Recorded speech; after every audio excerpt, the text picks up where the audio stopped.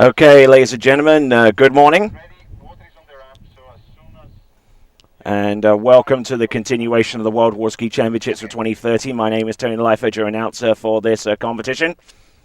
You're watching a single camera view right now from the shoreline, going out towards the ramp, and we project a start time of around 9 o'clock. 9 o'clock this morning is when we'll be starting. The current time, as you can see on the top left-hand corner of the screen, is right now almost 5 minutes to 9. We're going to put the Phantom Pass down there, and hopefully within the next few minutes we'll get the second camera online. And when that happens, we'll have two camera views of the jump. The one where you're seeing right now, and one that will actually follow the skier from alongside the ramp. So those of you that are tuning in online right now, thank you very much indeed, wherever you happen to be around the world. And Women's Jump Series 2 and 1 about to take place in the next few minutes. We're going to have two competitors, I believe, go out on the ramp that is 1 meter 50 high. And then we will continue on to the skiers that will jump at 1.65 meters ramp height.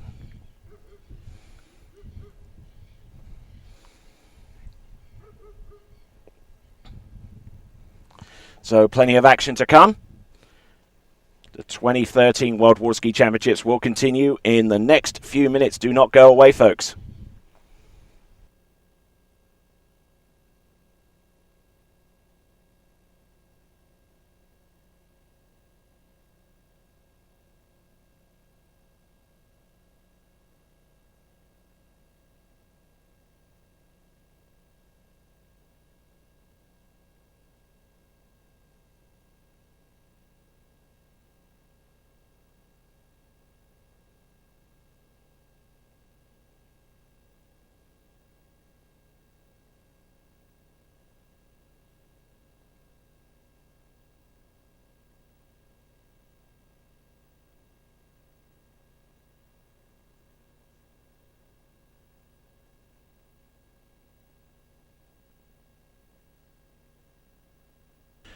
All right then, folks. The Phantom Pass is underway. All right then, folks. We are just moments away from starting the continuation of the elimination round of the jump competition. We're going with the Phantom Pass, and we will then bring on our first of our jumpers.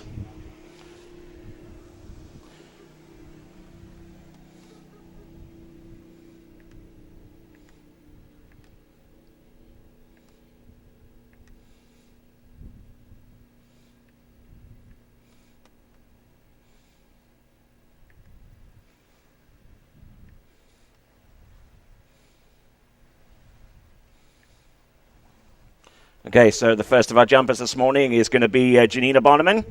Janina Bonnemann of Germany, first jumper to take to the water this morning.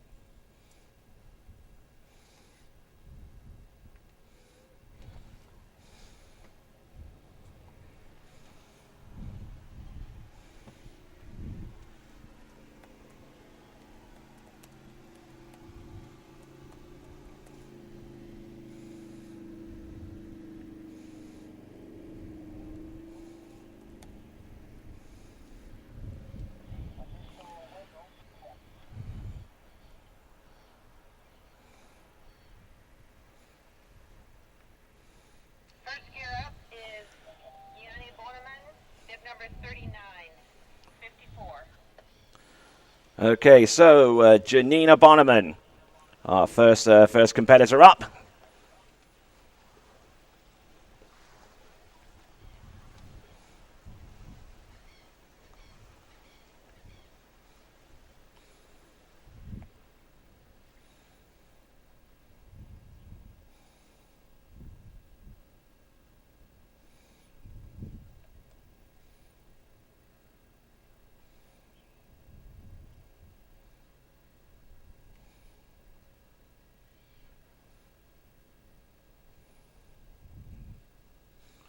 Okay, has got 3 jumps at her disposal.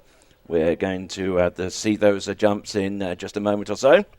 We'll also try and get our second camera along the shoreline active and transmitting pictures from along the shoreline for those of you watching the webcast from wherever you have to be in the world, whether it be Germany, whether it be France or the United Kingdom, the United States, all points across the globe, you are most certainly welcome.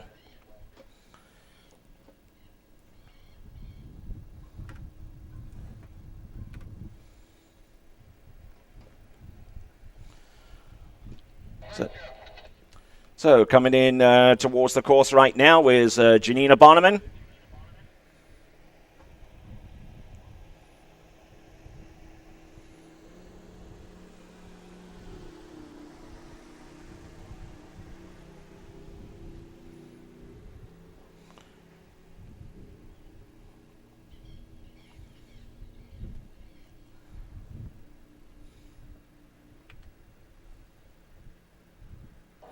Oh, and passing up on jump number 1 there, Janina Bonneman.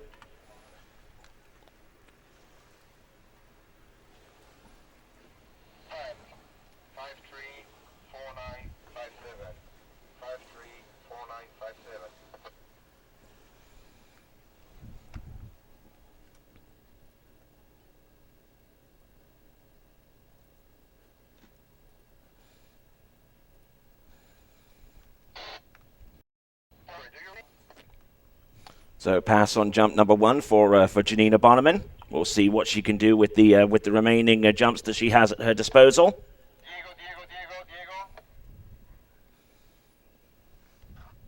Yes. Did you hear the boat? Yes. Thank you.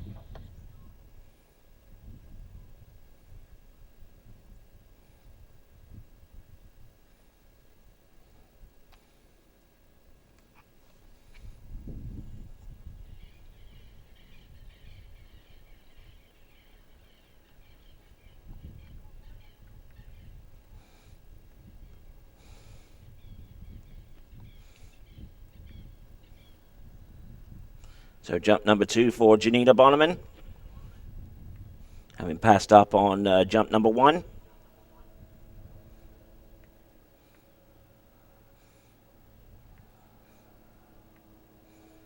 We'll see what she's got to try and keep her in the frame, trying to make it through to the next round of the competition.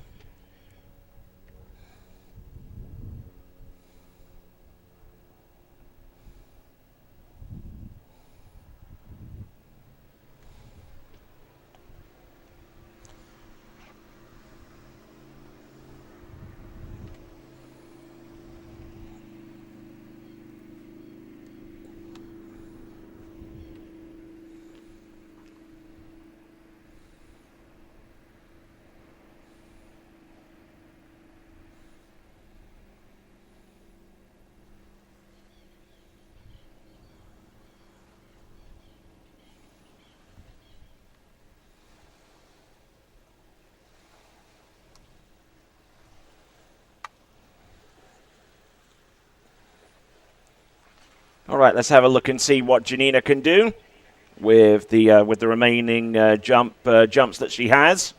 Jump number 2. Erica Lang still in the lead with 38.2 meters from the previous round.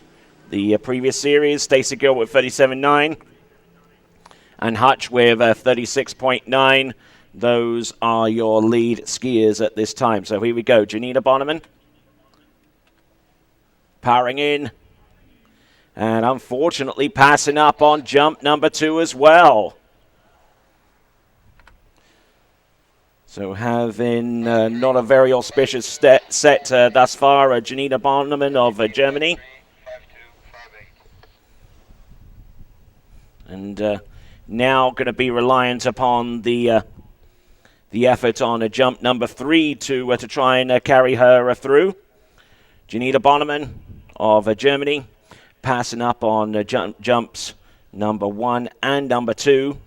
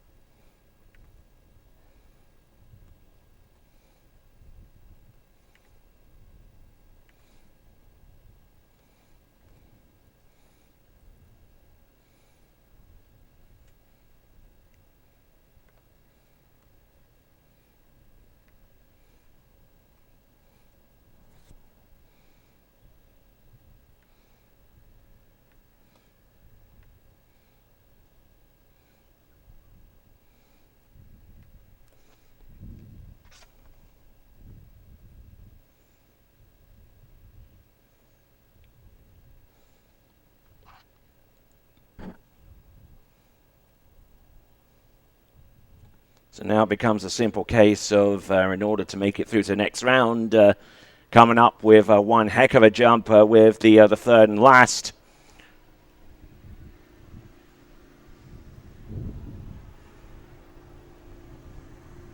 So we have 10 skiers in this section of the competition. 10 skiers out of Series 2. We'll have another 10 skiers in Series 1. So I think that that puts us within the 12 skier final criteria.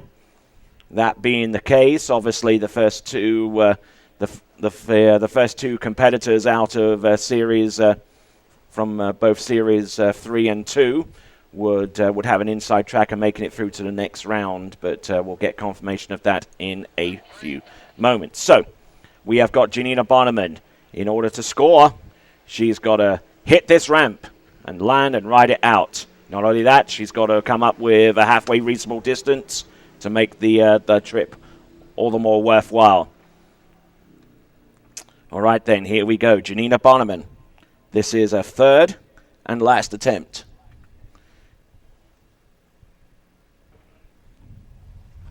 Decent looking jump there from Janina Bonneman as she settles in after the landing.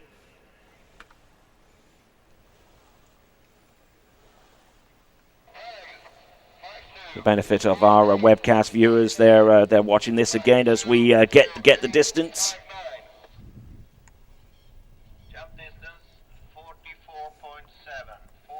All right then, and moving herself directly into lead, 44.7 meters. 44.7 meters for Janina Bonneman.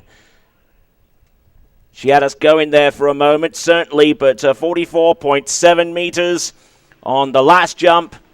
That puts her into the lead ahead of Erica Lang, whose jump of 38.2 meters has now been relegated to a score of second place right now. So that is Janina Bonneman. Great looking third and last attempt, exactly what she needed. But will it be enough to send her through to the next round of the competition? We will know within about the next 9 competitors scheduled on the list. We've got one more jumper to go at the 1.5 meter ramp height. And we'll find out the identity of that skier in just a moment. The skier coming up next at 1.5 meters high.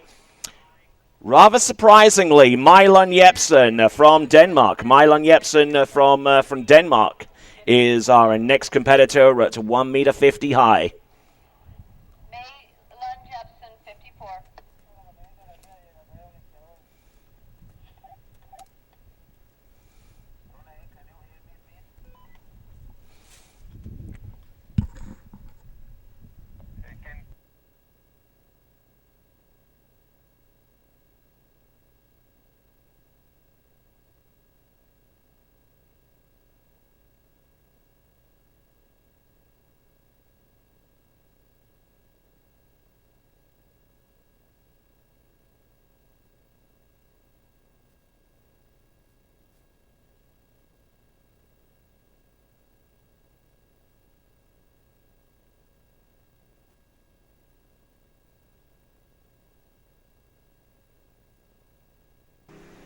Okay, here we go.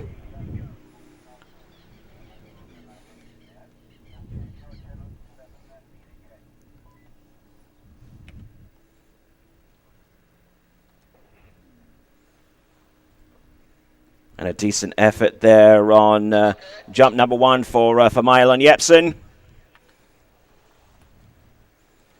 As we have a look at the action replay on this this particular jump. 534957.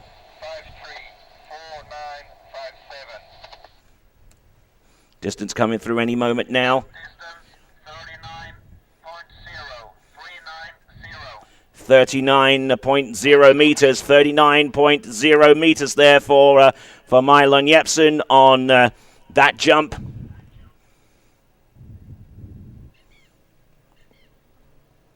So 39 meters, little bit behind the 8 ball with the with that particular jump, but she's at least put herself in second place at this moment in time. 39 meters exactly.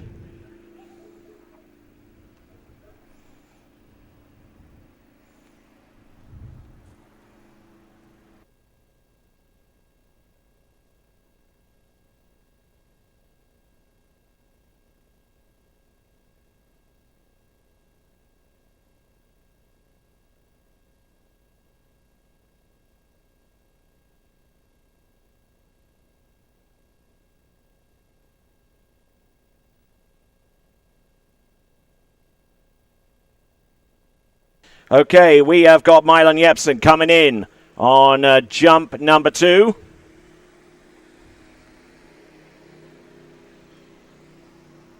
Wasn't particularly optimistic of her chances in this particular event. But we'll have a look and see what she's got for us here and now. Oh, a nice looking jump as she lands and rides out that particular effort. Okay, times 545058. 545058.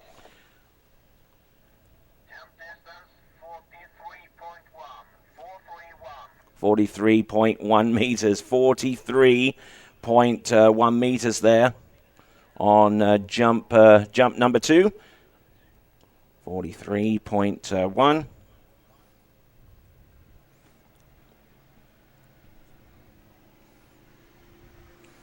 As she cruises away down towards the bottom of the lake and gets set for the third and last attempt.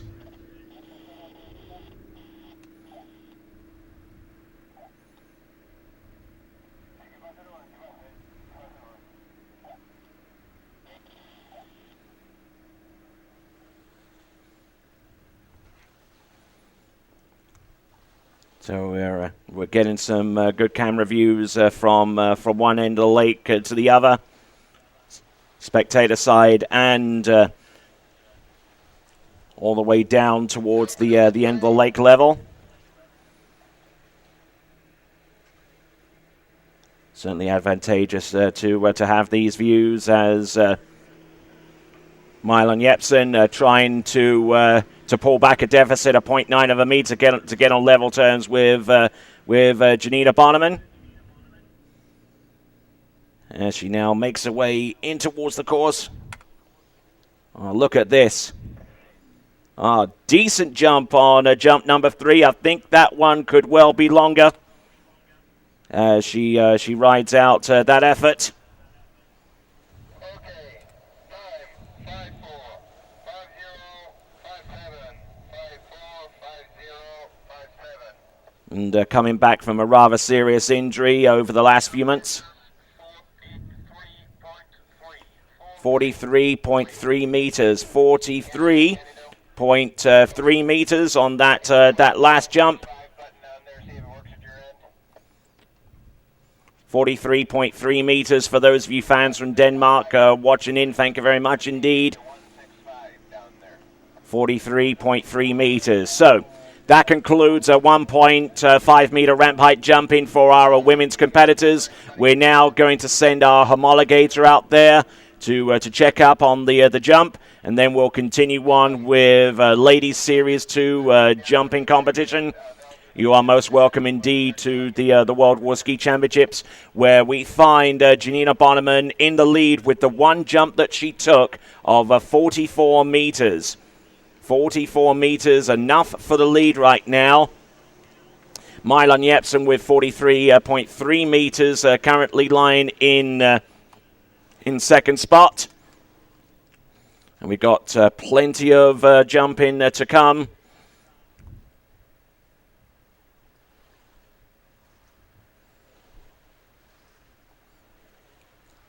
But a ramp raise is in order at this time, as webcast viewers can plainly see with the other towboat making its way out towards the ramp. We measure the ramp for the correct height. May not be exactly a 1.65 meters high, but it's all in accordance with the slope tolerance. You can actually have the ramp a little bit higher than 1.65 meters. Doesn't have to be exactly that height, but the slope ratio has to be the same.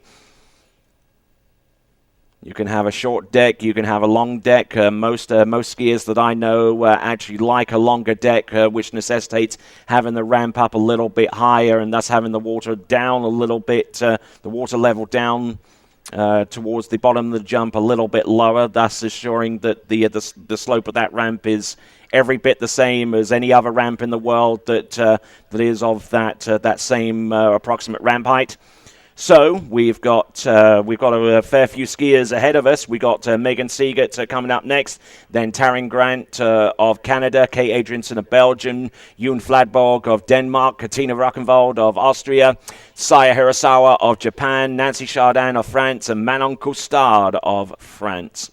So, plenty of action to come, and it will be continuing on in just a few minutes with live action of the 2013 World Warski Championships being brought to you courtesy of the Waterski Broadcasting Company.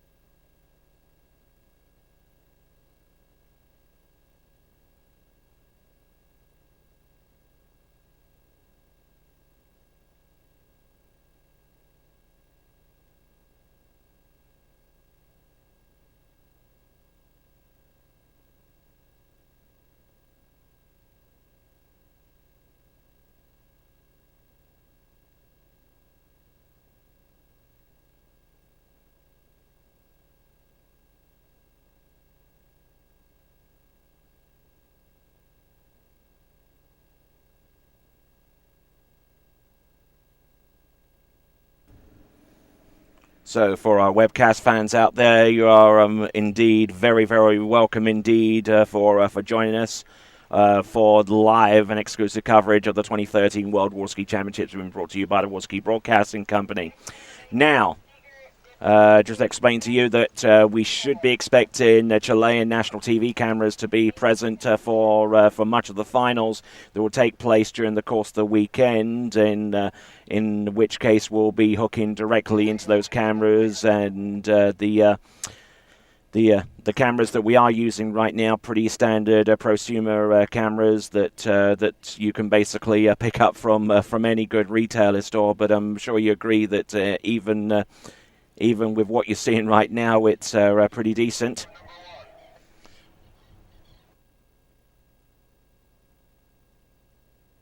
Okay, we have got Megan Siegert has got 3 jumps at her disposal. Let's see what she's got.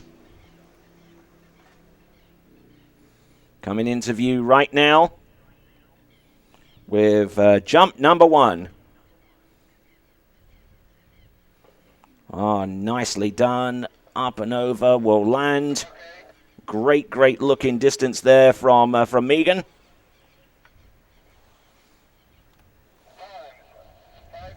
As we watch her launch off the jump one more time.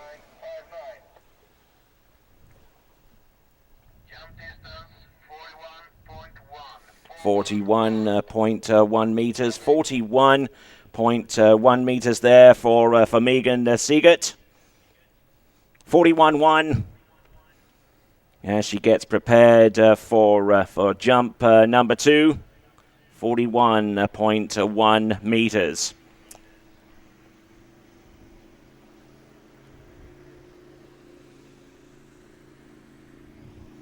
I'll try and address some of the comments from our webcast viewers in a few minutes. I'm sure that there are messages of good luck being expressed from around the world.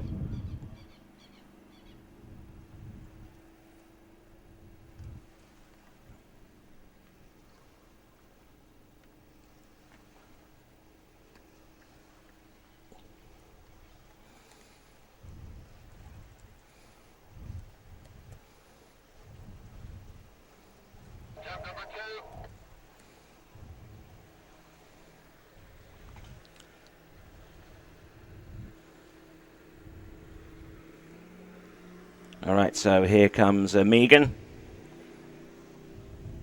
We're a jump of 41.1 meters. Now coming into view.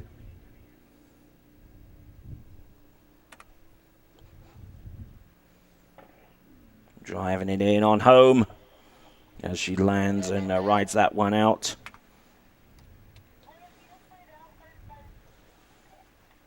So we'll look at this this jump again. Decent edge, a little bit later on that particular jump.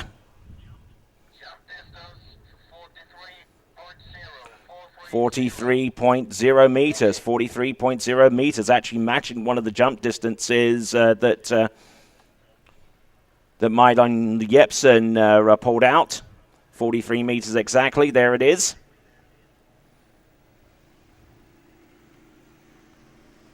.43 meters on jump number 2.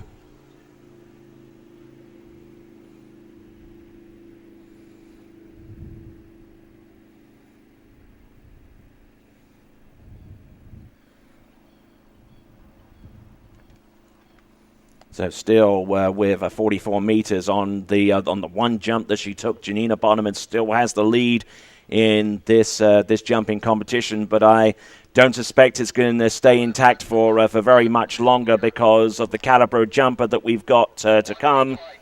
I mean, we're talking along the level of Manon Costard and June Fladborg coming up. So coming in on jump number 3.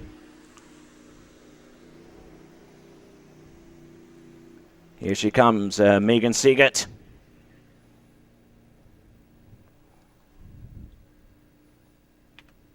Oh, good turn. Good dig on this one. Lifting picking up her left shoulder off the top of the jump.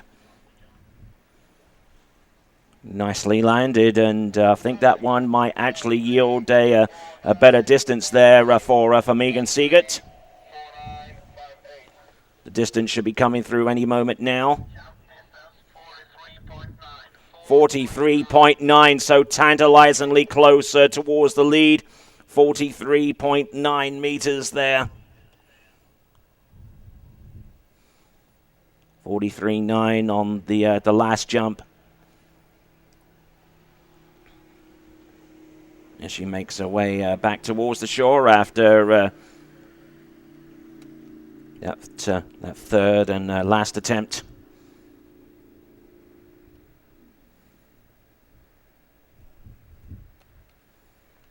So Megan back to the shore, our first of our skiers at the 1.65 meter ramp height in this particular series.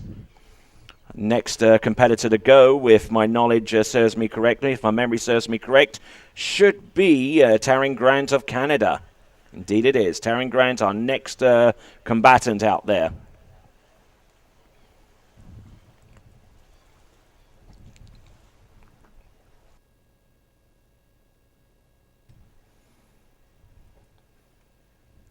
Apologies to you folks out there watching the webcast, and thank you guys along the comment section for keeping me honest. It is the women's jump elimination round. Kind of overlooked the change in the graphic there on the lower third, but I have made that change now. Thanks for alerting me to that, guys. I can rely upon you to point out the errors made during the webcast, but there you go. We've got Taryn Grant taken to the water right about now. Okay, we've got Taryn Grant of Canada. Recent recruit to the University of Louisiana at Lafayette's Raging Cajun water ski team.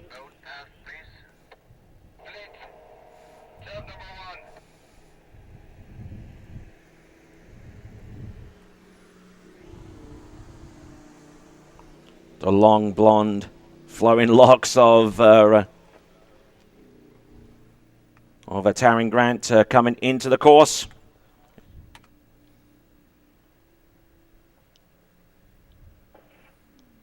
Up and over the jump, and great effort there. Jump number 1. Be intrigued to see her edge through the jump on this action replay. Certainly a late approach. Jump distance 46.8. And she takes the lead, 46.8 meters, 46.8 meters on jump number one, 46.8 meters, jump number one for Miss Taryn Grant. And she works her way down towards the end of the lake.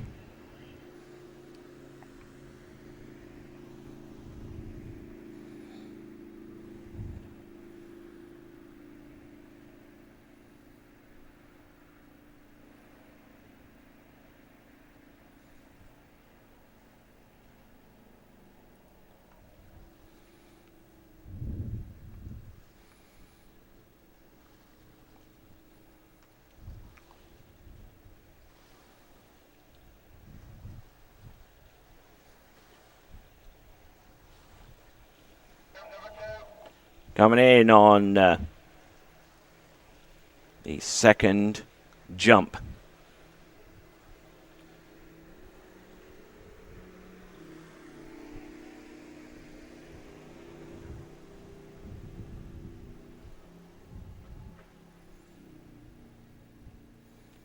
Taryn Grant of Canada making that final dramatic approach in towards that 1.65 meter ram height.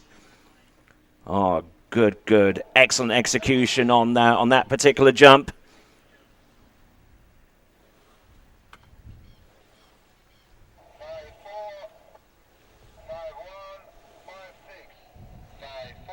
Distance should be around about the same mark, if a little bit further, and I'm sure our fans from Canada will be celebrating this jump as the distance comes through.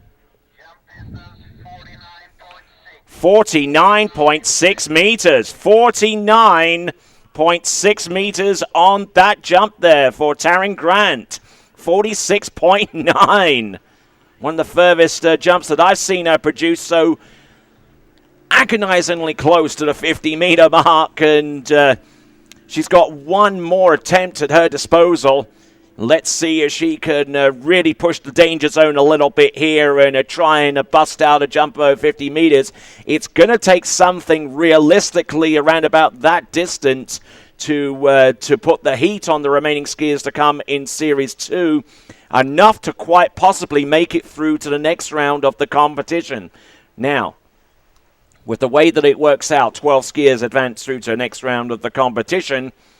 And we have 10 skiers in Ladies Series 1, which mathematically means that the top two skiers before that series gets onto the water would almost certainly make it through to the next round of the competition. So here we go. This is Taryn Grant. This is her third and last attempt. Let's see how she gets along here. Oh, she's later. Now she's really piling it on. Up, over, and soaring in for the landing. That's got to be close to 50 meters, if not over that particular mark.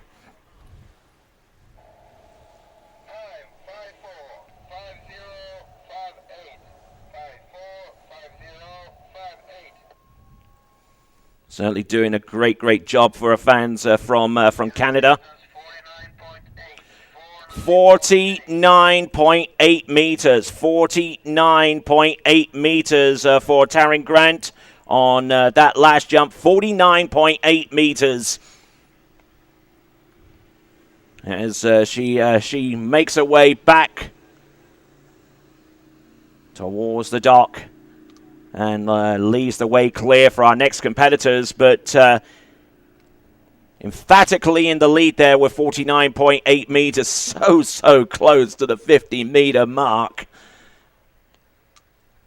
Needing to make up 0.4 of a meter to make it over that particular barrier, and just splitting that difference in half by jumping 49.8 meters on the very last attempt. So well done there to Taryn Grant of Canada. I'm sure an international star in the making there.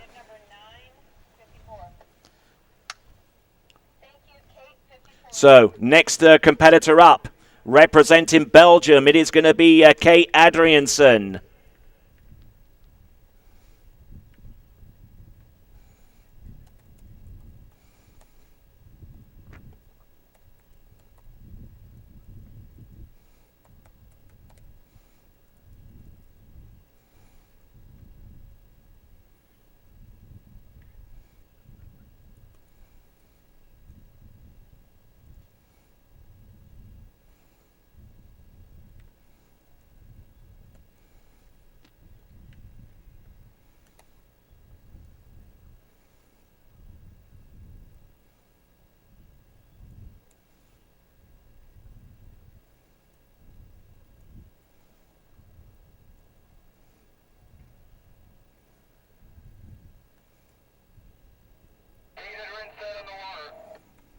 Okay, so Kate on the water from Belgium.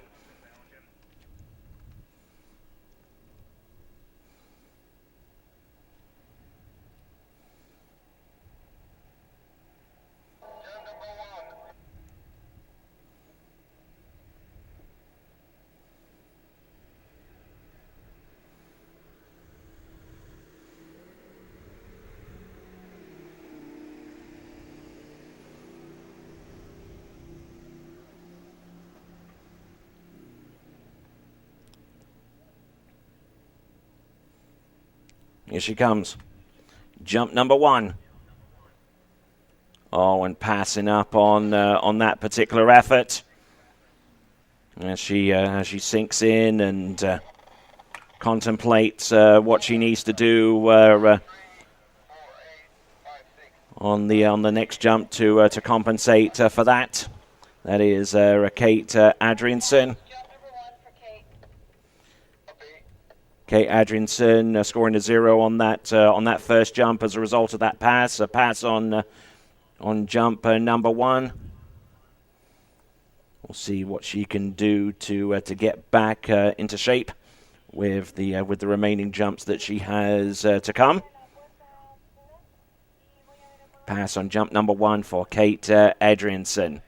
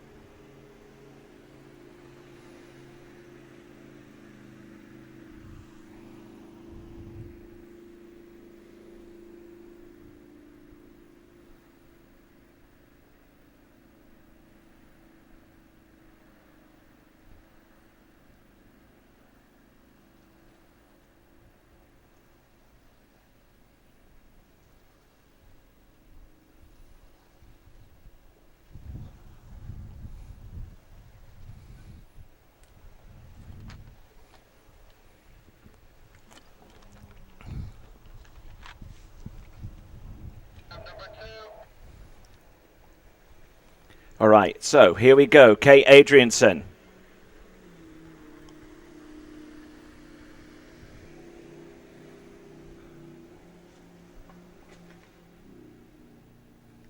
Coming into view right about now. Turns in. Good drive. Up, over. And that's certainly a better looking attempt there from Kate. As our webcast audience takes a look at this jump and sees her land Little bit early off the second wake into the jump, almost having to back off. 46.8 meters, 46.8 meters on that particular jump for Kate Adrianson.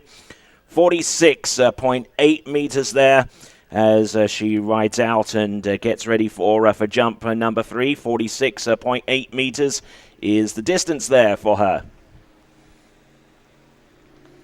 So one more jump at her disposal, one of the top overall skiers in the world, and trying to see if she can make it 3 out of 3 in terms of making it through to an event final. She's already done well enough in the slalom and the tricks event to make it into the final in each of those events, and she's been proud enough to say so on one of her latest Facebook statuses, and we'll see if she can get the job done with this particular effort. Jump number 3. Certainly going to be an uphill task, considering that Taryn Grant has already posted a jump of nearly 50 meters with a jump of 49.8. Well, but we'll see what she's got with jump number 3. Let's see if she can turn it on a little bit with jump number 3. Oh, good turn. Later this time. Oh, and almost getting pitched a little far forward. An upper body crush there on jump number 3 as she rides out that effort. Great looking turn. Not too much of a hitch there from Kate Adrianson.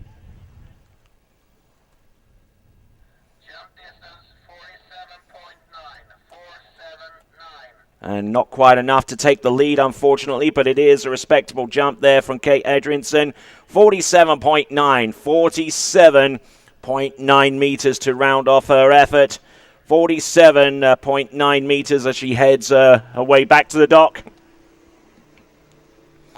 3 jumps completed at this time. So that is Kate Adrianson. All right, then, our next combatant, our next competitor is going to be June Fladborg. June Fladborg of Denmark. Coming up next.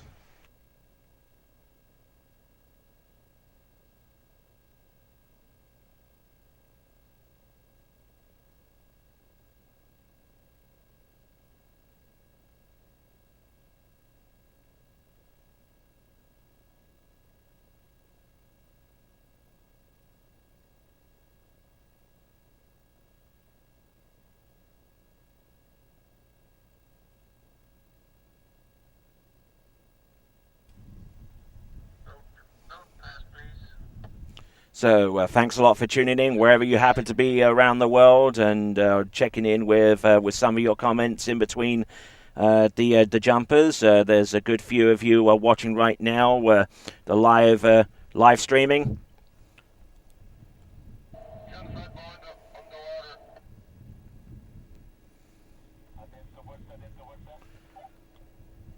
So just a few more comments coming through, and certainly appreciate those. All right, then. This is June Fladborg with the first of 3 attempts imminent right now. Now pulling out towards the left-hand side of the boat and getting ready to slingshot towards the right-hand side. Get as wide as she possibly can before she makes that final dramatic cut towards the ramp. Very recognizable style. Up, over, and sails on into the landing. Great skiing there from June Fladborg.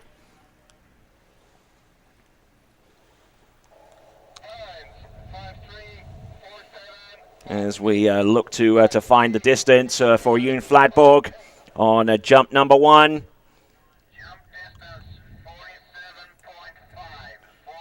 47.5, 47.5 meters on jump number 1 for June Fladborg. 47.5 meters.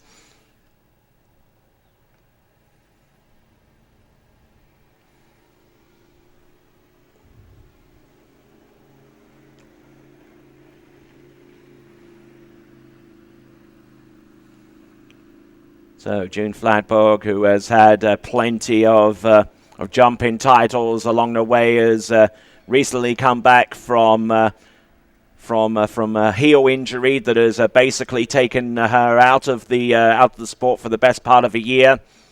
Former LA Night Jam jump champion for several occasions. Former European jump champion, and certainly one of the greatest jumping talents Europe has produced. Denmark as well, no doubt. So we'll see what she could produce with the remaining 2 jumps that she has. June Fladborg.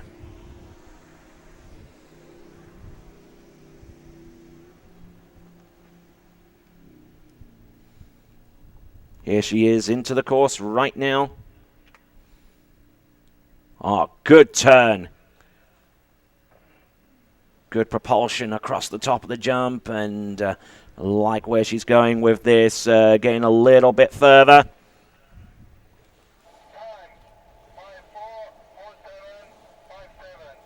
So June Fladborg will get the distance for her very, very shortly. 47.7. It's only an increase by 0.2 of a meter. 0.2 of a meter increase for June Fladborg on that particular effort, and would realistically need something closer to 50 meters, as I mentioned, with some of our other skiers, to affect a possible entrance through to the next round of the competition.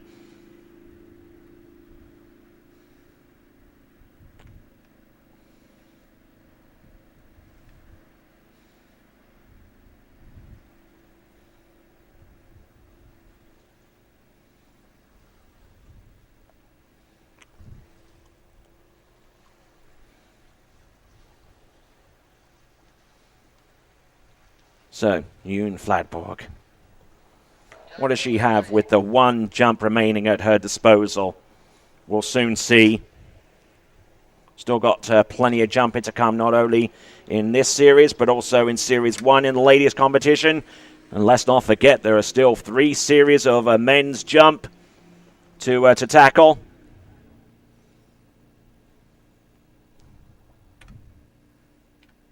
And how much later can she get on that particular jump? Look at her go! Oh, man, she is throwing everything but the kitchen sink on that one.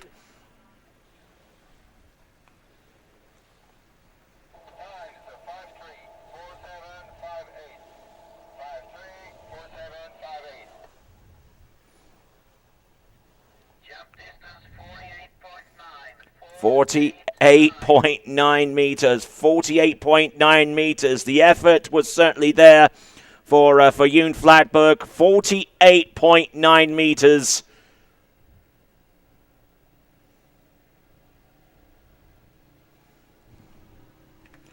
.9 meters there for June Fladborg on that particular effort. She works her way back towards the dock.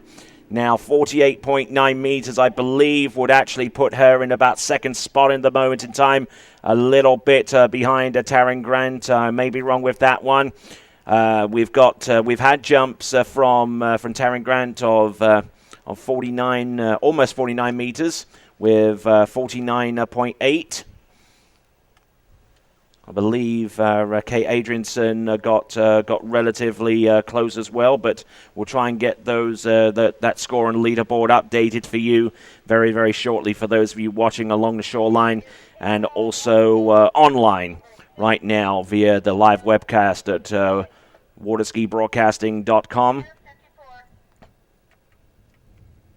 So, who do we have next? Tina Rauschenwald of Austria.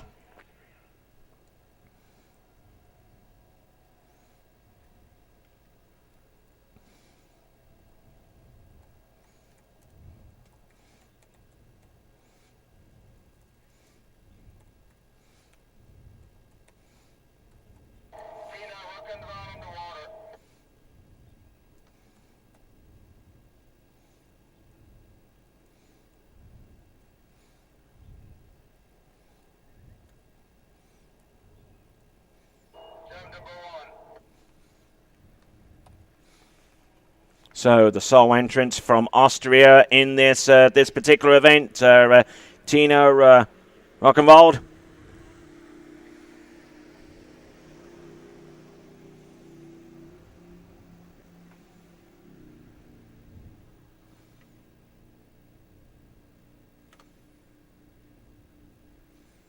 Oh, good turn, a little early, but managing to get her feet underneath her with that particular jump and land and ride it out. So it puts a score on the board.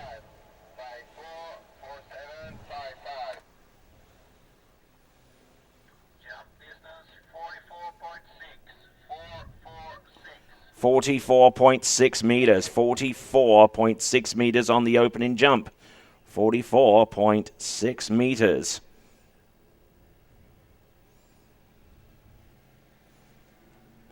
Jump number 1. 2 more attempts remaining.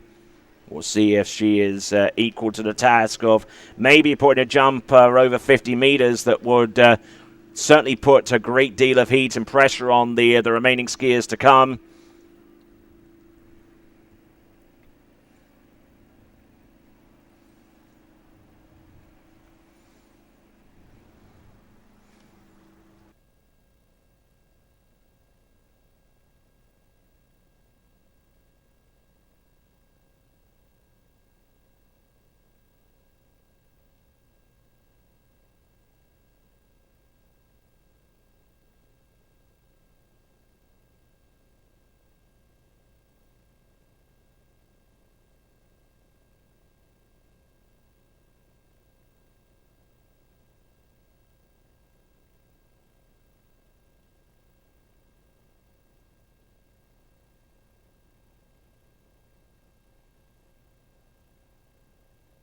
Okay, so here comes Tina. Next jump. Oh, this is late and keeping that left ski as high as she could. Coming into the bottom of the jump, really getting a good positive weight distribution on that right ski.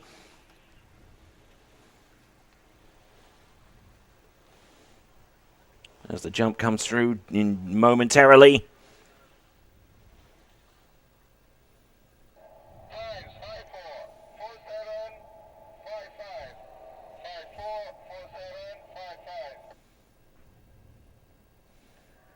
Jump distance is 48.8. 48.8 meters on that particular effort. How many times have we heard a distance of around about that range before? 48.8 meters for Tina on that jump. So one attempt, and now she's gotten a little bit more of an idea of where she's at in respect to the jump and the kind of distance that she knows that kind of timing and that kind of effort can yield. Let's see if she could just pile it on some more and really throw out a distance that can really put a cat among the pigeons, so to speak, or a spanner in the works, whatever expression you'd want to use in this instance.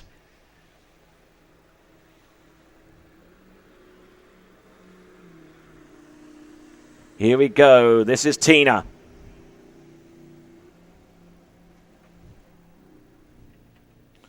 Last jump. Oh, look at this. Decent, but I think it's not going to be anywhere closer to the 50-meter mark that she was hoping to produce. As she turns around the bottom island and gets ready to head back towards the dock.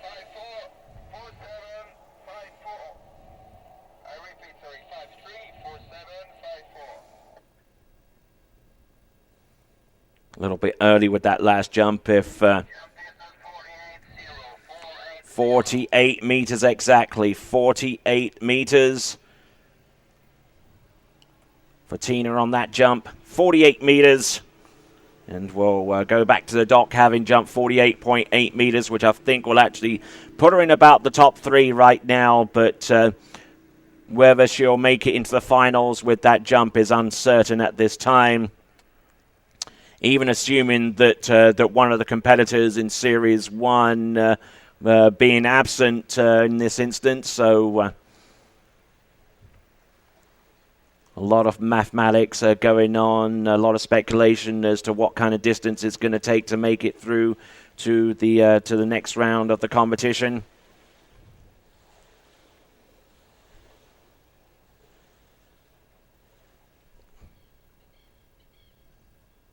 Here up is Saya Hirasawa, bib number 4154 split.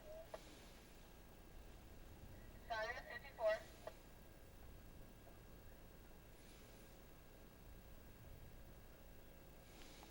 So, Saya Hirasawa of Japan, our next competitor. Saya Hirasawa of Japan.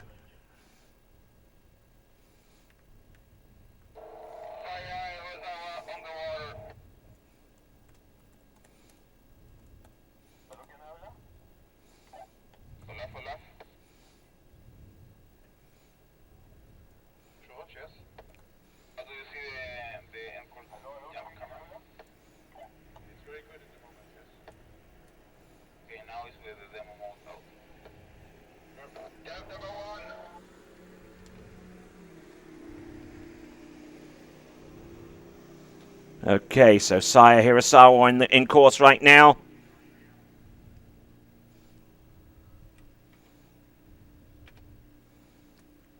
Oh, good turn, good edge. Oh, great jump in there from Saya Hirasawa.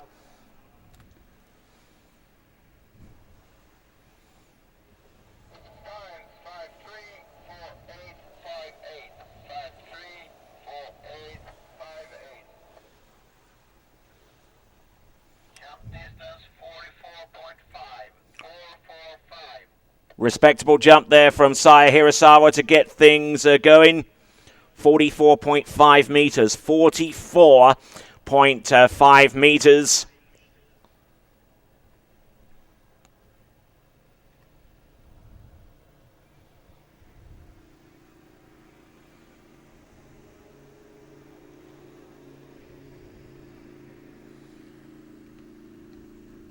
So Saya Hirasawa, who spends much of her time in the United States training over at the Jack Travers Water Ski School just outside Okahomka in Florida.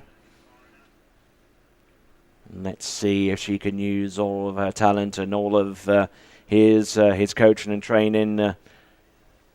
Some of the best jumpers in the world. Natalia Berdnikova, the current world jump champion, will be towards the end of our list. Unfortunately, will not be able to defend her world trick title. But let's see if she can compensate for that with her jumping talent, which we'll see in less than 20 skiers from now. So here we go. Saya Hirasawa of Japan. Here she comes. Jump number 2. Oh, great looking leap there from Saya. Certainly more in terms of distance with that particular jump than the previous one. That much I can tell. Trying to keep us.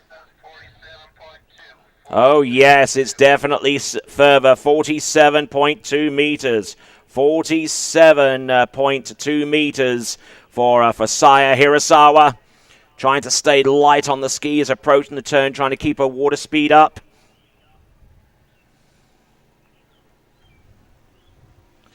And certainly like her form out there jumping, Saya Hirasawa.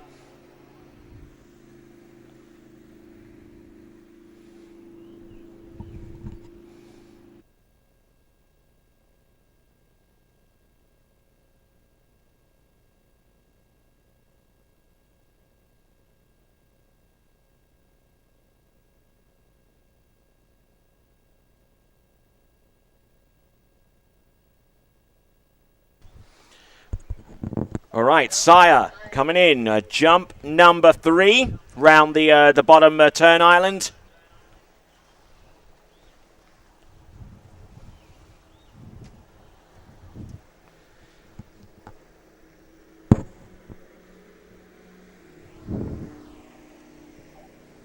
Wind starting to pick up a little bit as Saya comes into the course.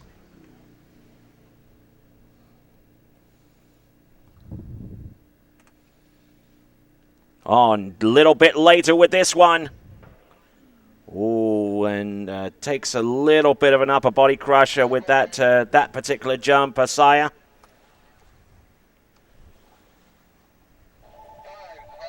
5-3, 4-7, 5-6. 5-3, 4-7, 5-6. Jump distance 47.3, 473. So 47.3 meters, 47.3 meters on jump number 3. 47.3, just a shade further there for Saya. But I don't think it'll be enough to see her advance through to the next round of the competition. Saya Hirasawa, 47.3 meters on jump number 3. So that's the end of Saya on the jump lake, and now we'll continue on to our next competitor. Our next one on this list should be coming up right now. It's going to be Nancy Chardin, our second to last skier out in Women's Series 1 jump. Nancy Chardin, another skier who currently trains out at the Jack Travers facility in Central Florida. So we'll see what she does right here and now in the World Championships elimination round of jumps. We'll see what Nancy Chardin is capable of out there. One of our individual competitors in this jump event, and coming to us from France, Nancy Chardin.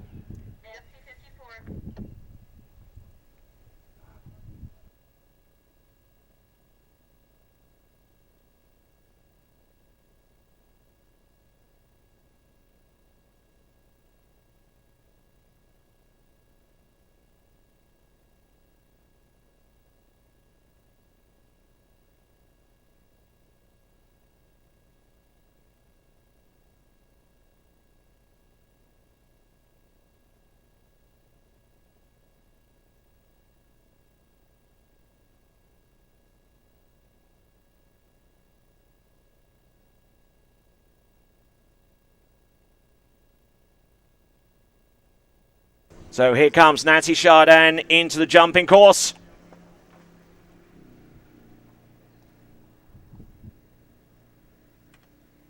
See what magic she can conjure up right here and now. Jump number 1.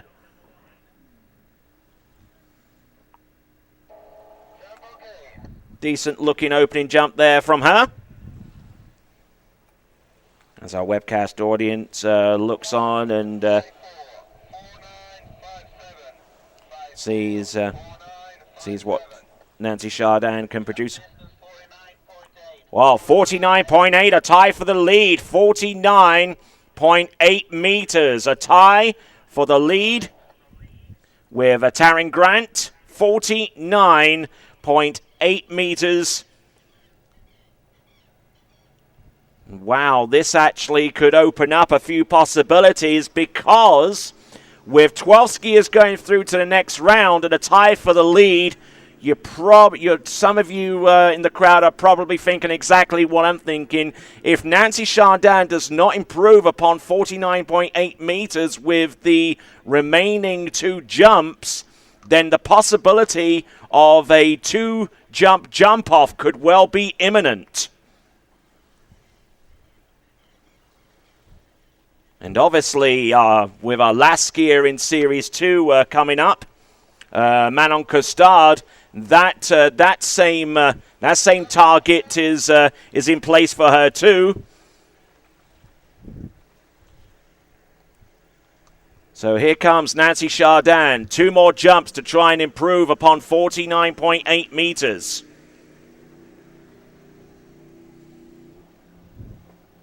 Here we go. Nancy Chardin. Second jump. Let's see how she gets along. Oh, good turn, good edge, and a little bit of a upper body crush there as she comes into land.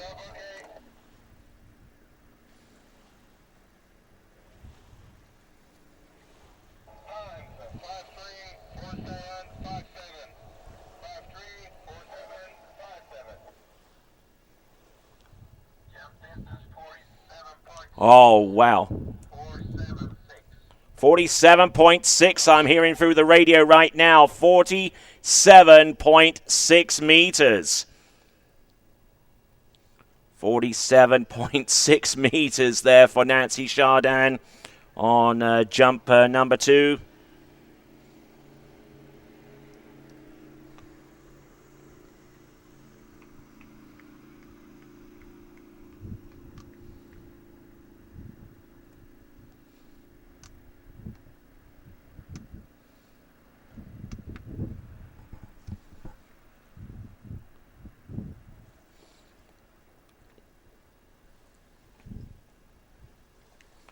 So both she and Taryn Grant still holding the lead with 49.8 meters. So the possibility of a jump off for one of the final spots is still very, very much in play under the assumption that all 10 skiers in Series 1 would out jump a 49.8 meters, but there's a lot to play. Here we go. Nancy Chardin, jump number 3.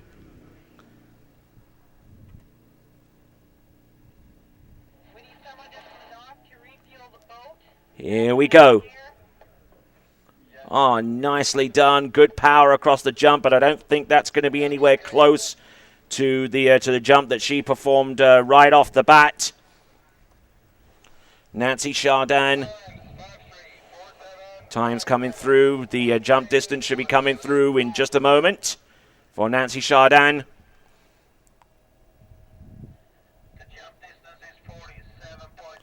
Wow, 47.6 meters, 47.6 meters. You're thinking exactly as I am right now. 49.8 meters on the opening jump for Nancy Chardin. It ties the lead with Taryn Grant right now in the jumping competition. Jenny to Chief Judge. We know we've got a few, but we need someone from this side. So I would suggest, at least so far as the Canadian and French team representatives concerned, to have Nancy Chardin and Taryn Grant at least around the dock area, very, very close to the dock area, because if my math is correct, then if Manon Costard makes it, has a distance in excess of 49.8 meters, then the possibility of her making it through to the next round of the competition is certainly enhanced, and it also means that the possibility of a two-jumper jump-off for a 12th place could well be imminent between Nancy Chardin and Taryn Grant, but that's under the assumption, of course, that all 10 of our Series 1 jumpers would easily jump in excess of 49.8 meters. So, a lot to play for. There's a lot of math going on with the jumpers going on right now, and the jumpers to come, and our next skier on the water is Manon Costard.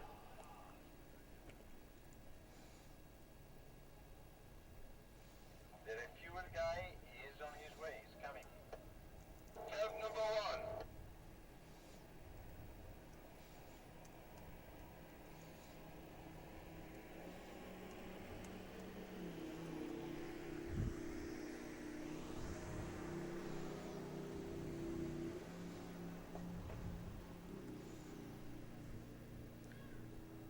So here comes Manon Costard, jump number 1.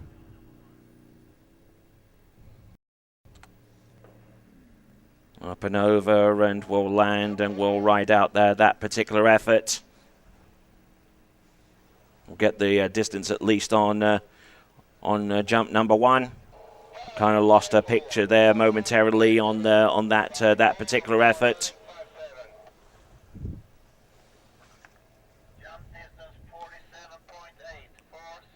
47.8 meters. 47.8 meters on jump number 1 for Manon Costard. 47.8 meters. Jump number 1 for her.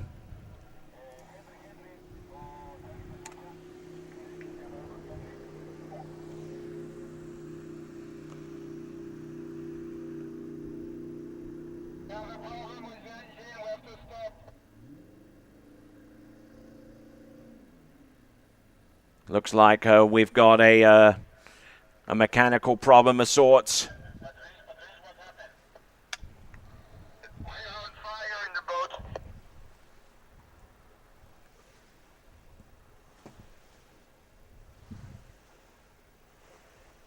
And looks like we've had a serious mechanical issue right now, but we're trying to get that resolved. So we need our one or two of our Mastercraft techs to make their way towards the boat. Pronto, please.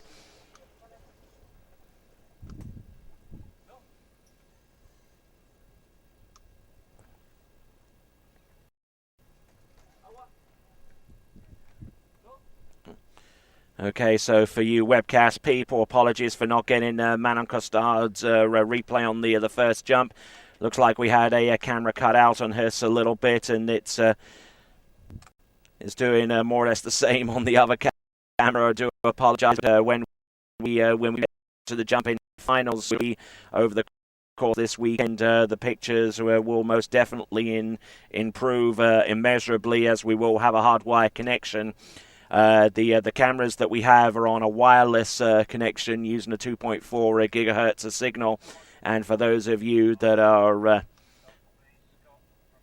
technologically inclined, you know that cell phone signals pretty much occupy that bandwidth as well. And I'm sure that a lot of people are communicating along the shoreline using their cell phones, and without wanting to disturb them too much, we're basically going to have to go with what we've got so far as signal strength and reliability across the shoreline is concerned. So my apologies there for that in advance. But you've seen some great jumping so far, and we've got Taryn Grant and our previous jumper Nancy Chardin occupying 49.8 meters, and for the lead, and we've just had one jump from Manon Costard with 47.8. Now, here's the situation as it stands right now. We've got a mechanical boat problem, and we've got our gurus from Mastercraft on site addressing it. The engine apparently looked as if it was overheating. Now, according to IWWF technical rules, if the intermission or the wait is longer than about 10 minutes, then actually Manon Costard could well have the opportunity to go back out onto the water and start her free jump set again. I'm not too sure whether her first jump would be protected with 47.8 meters, but I very much doubt whether she would want it to be protected anyway. But she'll go back out, a new set of 3 jumps, and with the best opportunity possible to exceed that distance of 49.8. Now we have 10 skiers coming up in Series 1, and we got 12 skiers making it through to the next round, so it doesn't take much of a mathematician to be able to say that assuming that all 10 skiers from Series 1 make it through to the next round, just purely based on their expectation to do so and their seeding. But assuming that they all jump more than 49.8 meters, then all of them will make it through to the next round of the competition.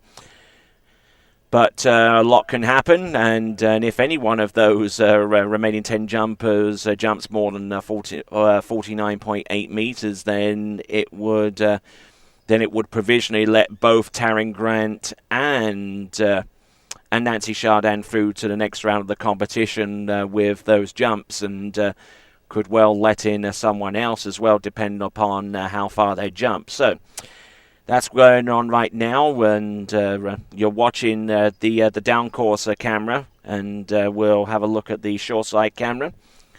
Some decent views, some breakup in the signal intermittently, but we're trying our best to clear that up.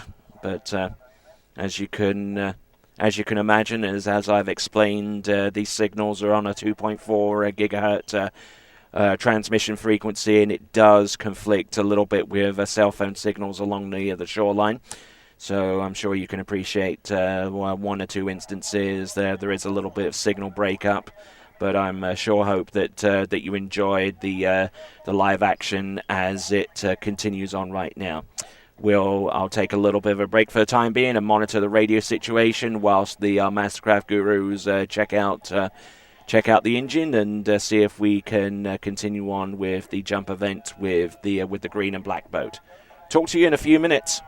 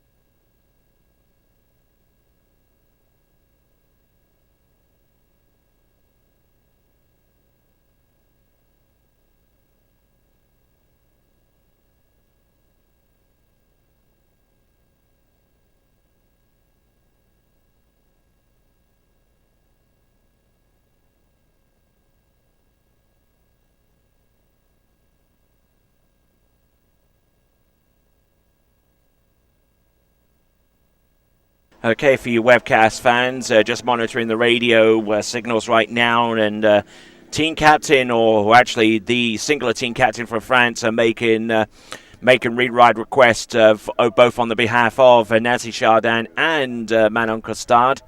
Obviously, Manon Costard has only had one jump up to this point, so it'll be on the basis of that jump, but also a request has been made for a re-ride based upon Nancy Chardin's last jump, because they believe that the boat was actually losing power towards the end of her set, thus providing an excuse or rationale behind a jump distance on jump number 3 being significantly less than the other two jumps. So.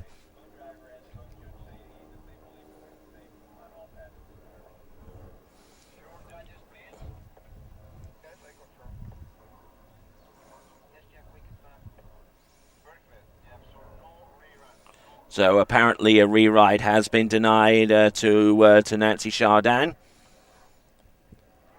From that's the indication that I've been getting from the officials right now. But they're just trying to get everything situated with the towboat. So watch has been put on the.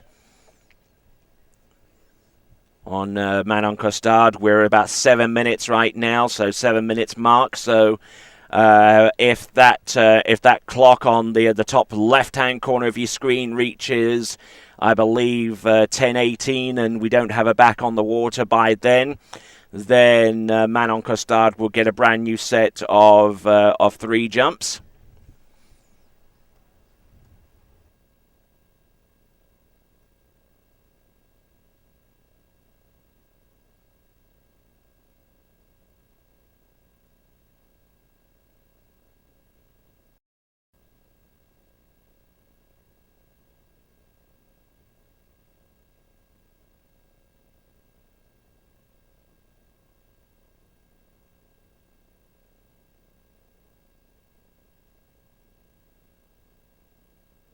Okay, you webcast fans, apparently Manon Costard will be back on the water before 10:18, and thus we will continue on with her. We're starting with the second jump. All right then, fans. Looks like we've resolved the 1 or 2 issues that we've had with the towboat, and time right now is 10:16. We're on minute number 8 right now, and inside the 10-minute time frame, after which Manon Costard could have had all 3 jumps granted to her, but we will continue on. She will leave the dock and continue on with jump number 2.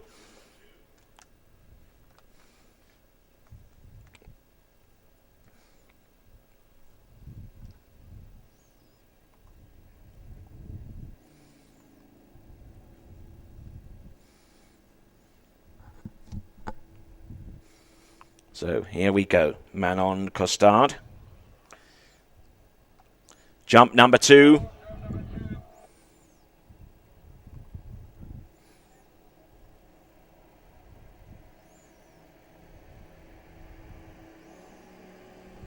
Here we go, Manon Costard.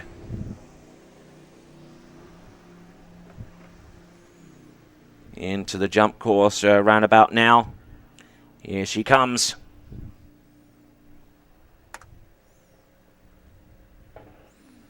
Up, over, will land, and we'll ride that attempt out.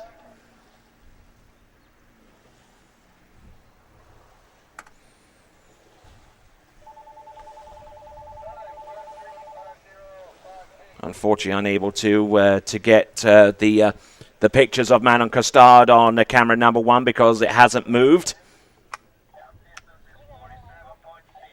47.6 meters. 47.6 meters, however, for Manon Costard. Manon Costard on jump number 2.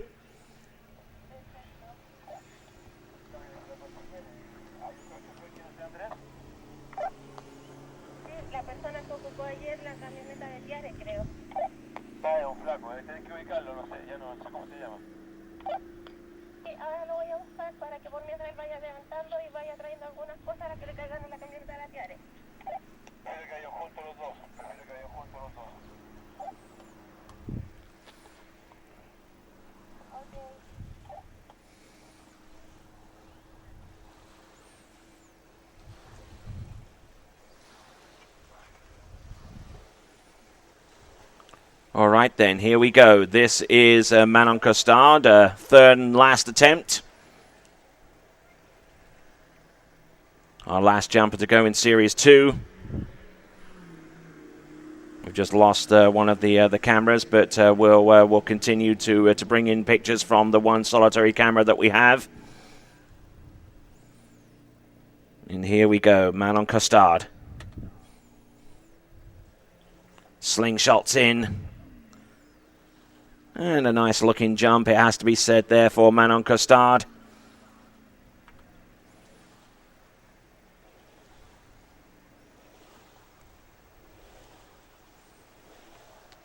As our webcast audience looks on from the one camera view that is present, 47.8 and 47.6 on the 47.2, actually going down even lower with that one. 47.2 meters for Manon Costard on that jump, which technically means that with 10 skiers to go, and under the assumption that all of those skiers would have enough of a jump to be in the lead position, it could mean that Taryn Grant and Nancy Chardin have both technically made themselves through to the next round of the competition with 10 skiers remaining. So the mathematics certainly looks consistent in that regard.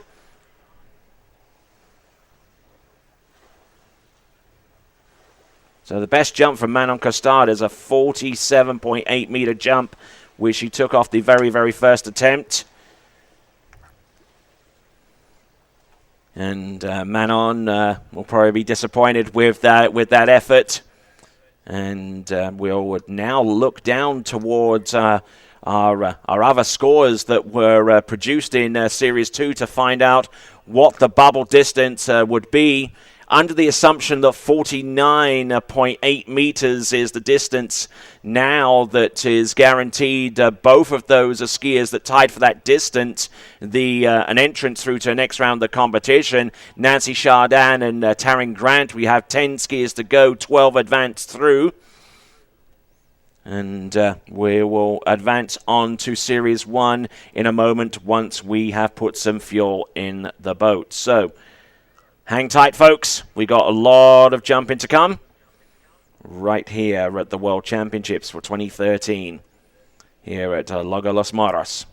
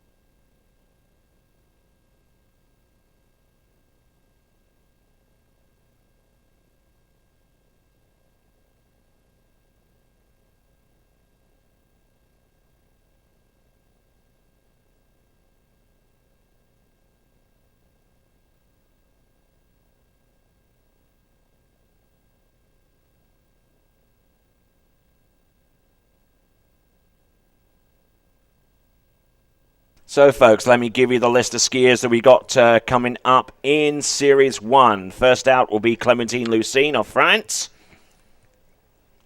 Second out is going to be Alex Loretano of the United States. Then Whitney McClintock of Canada.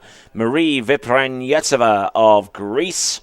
Regina Jaquus of the United States. Jutta Lamy of Finland. Lauren Morgan of the United States. And Marion Mathieu of France. Jacinta Carroll of Australia, and the defending world jump champion from Belarus, Natalia Berdnikova. So, those are the competitors that we have on tap, and we will see who will advance through to the next round of the competition.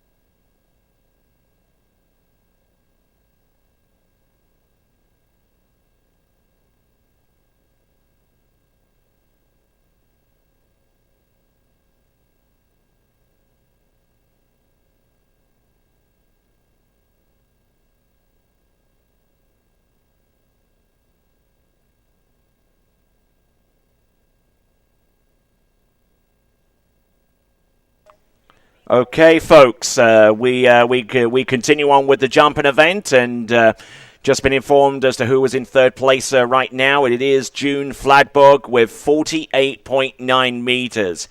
48.9 meters would represent the mathematical bubble that these jumpers have to exceed in order to make it through to the next round of the competition, under the assumption that the top two jumpers, both tied with the same distance of 49.8, Taryn Grant and Nancy Chardin, are both through to the next round of the competition. Under that assumption, that would mean that the remaining skiers have all got to exceed the distance of 48.9 meters, that jump distance posted by June Fladberg. First skier out in this Series 1 jump event is going to be Clémentine Lucine of France.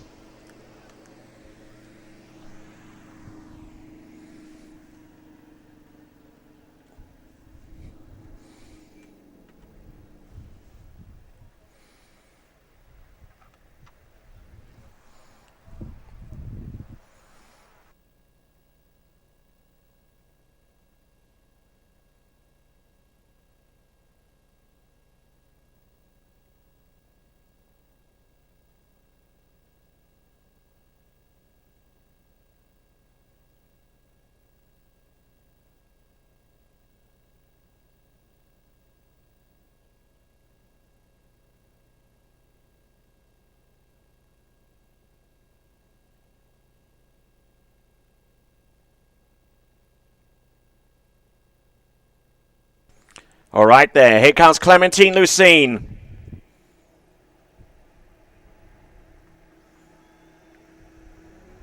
From France. Let's see what she can do. Drives it on in on jump number 1.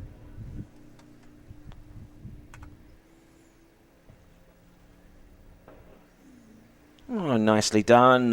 Jump number 1 for Clémentine Lucine.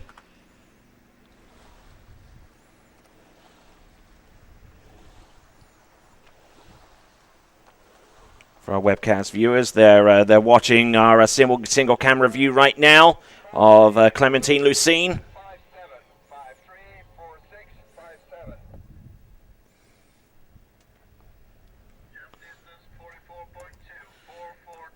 44.2 meters on jump number 1. 44.2 meters on jump number 1 for Clémentine Lucine. So a little bit behind the pace there with jump number 1. We'll see what she can do for an encore.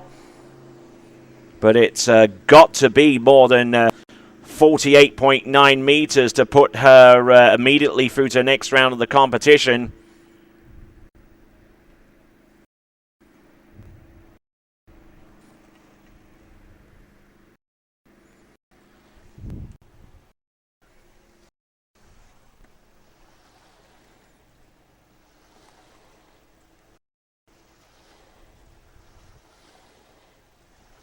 So still a lot at stake here. The jump distance, the bubble jump distance, that mathematical bubble of 48.9 meters. June Fladberg holds that distance. We assume that that 49.8 is the distance that's carrying Taryn Grant and Nancy Chardin through to the next round of the competition. Here we go, Clem Lucine. Turns. Oh, nice looking jump. A little bit further, I fancy.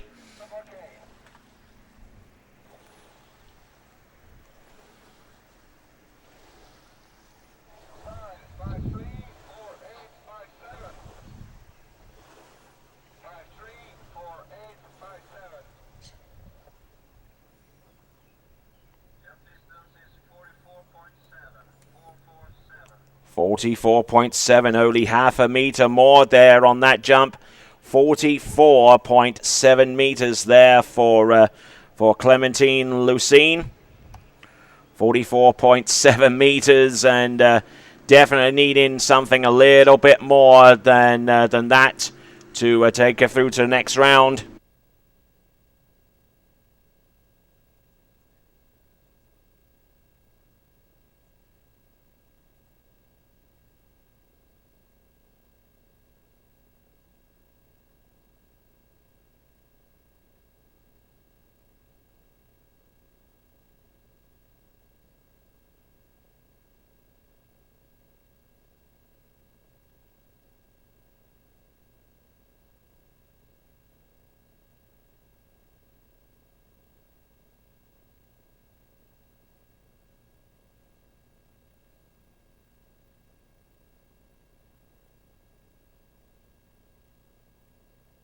Okay, fans, we've got Clementine Lucene back in course right now. Her best jump has been a little bit over 44 meters.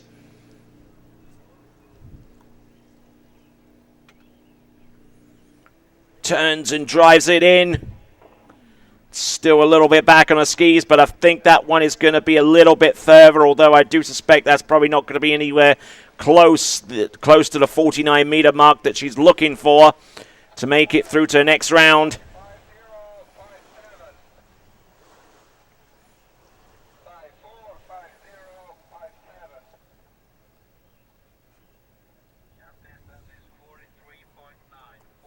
43.9 meters. 43.9 meters on that jump for Clementine Lucene. Unfortunately, she will not advance with that particular distance.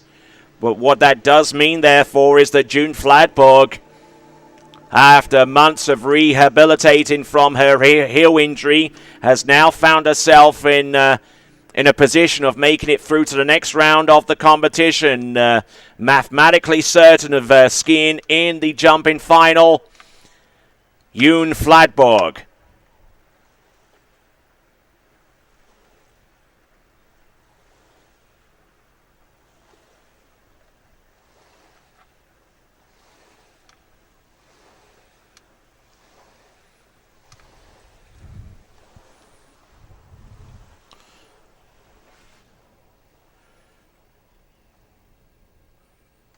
So now our next competitor up, representing the United States of America, is going to be Alex Lauritano. Alex Lauritano.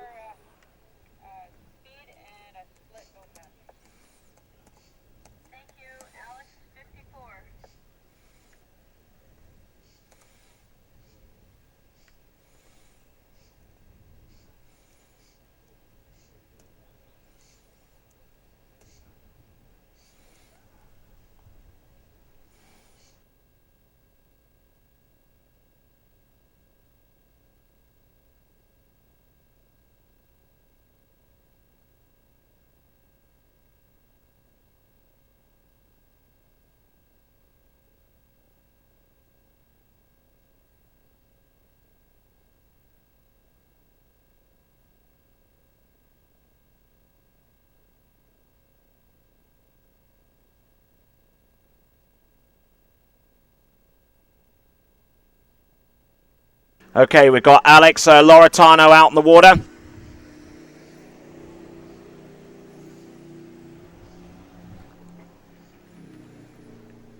Here's her first strike at that ramp.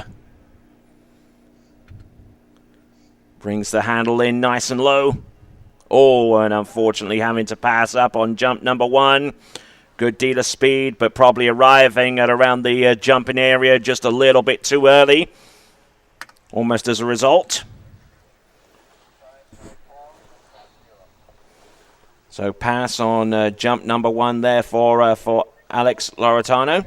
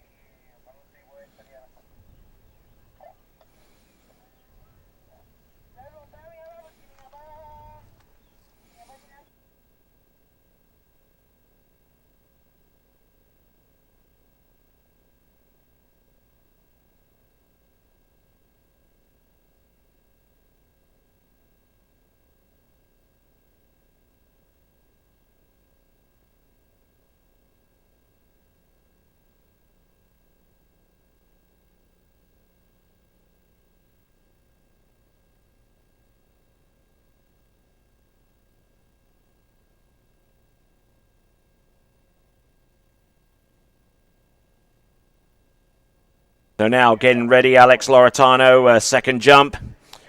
Passing up on jump number one.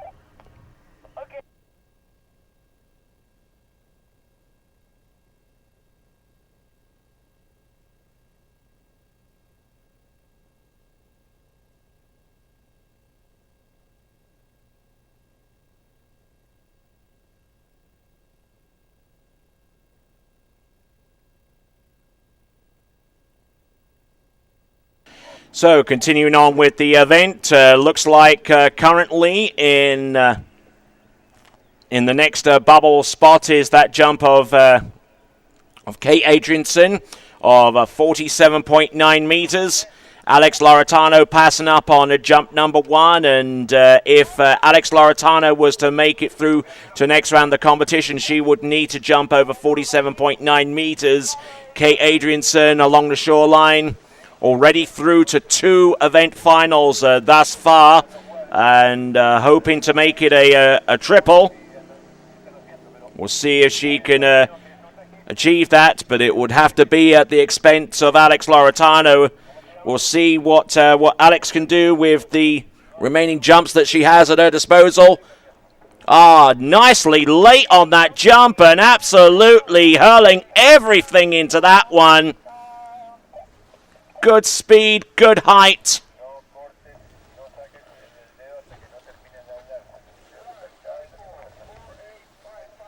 Incredibly late with that jump. I suspect that will be over 47 meters, may even be touching 50. And she's through to the next round of the competition with 51 meters. 51 meters exactly for Alex Lauritano on that jump. 51 meters.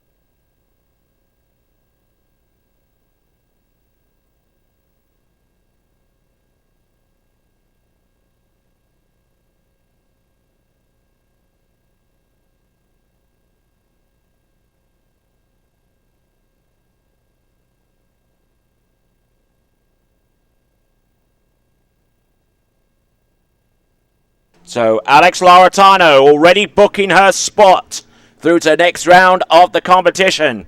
Let's see what she could do to get up the ladder in terms of the seedings. Oh, and absolutely pummeling the jump that time. Great effort from Alex Lauritano as she rides that jump out. As we welcome back camera number 1 into the fray.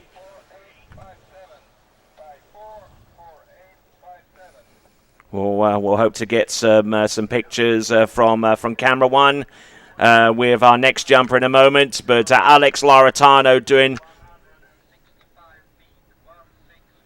165 feet on jump number 3 for Alex Lauritano.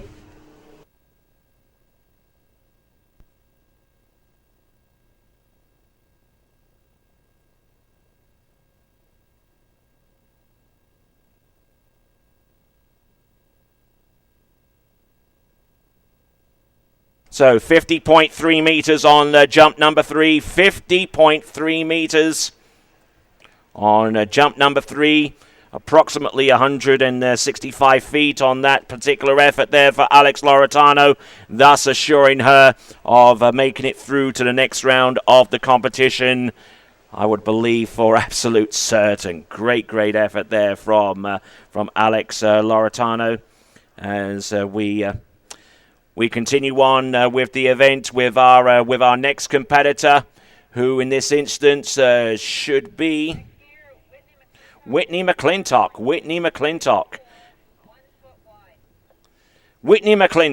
next jumper.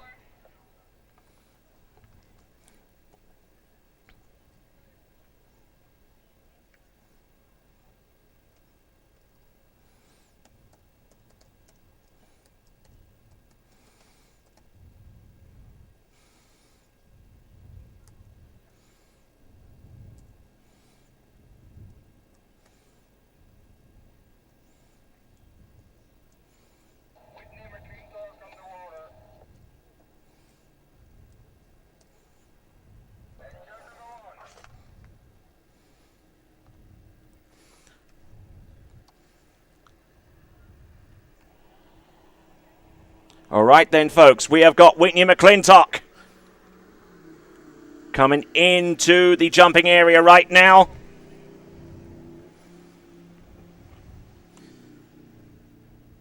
Let's see what she's got on jump number 1. Oh, nicely done with that effort as she rides it out.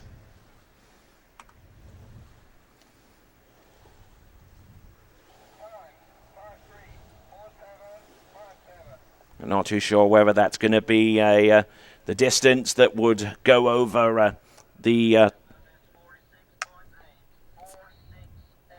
46.8 meters on jump number 1. 46.8.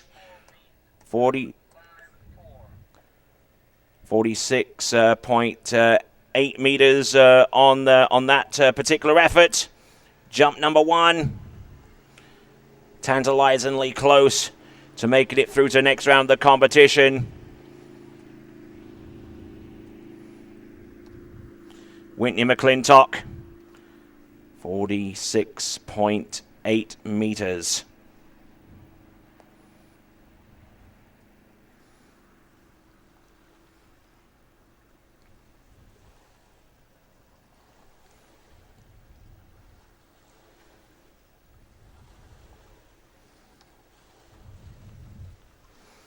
All right then, folks. So still looking at that big distance of Kate Adrianson, 47.9 to advance immediately. Anything less, Kate would advance and then would have to go down towards the next jumper to find the bubble out. Here we go. Whitney McClintock.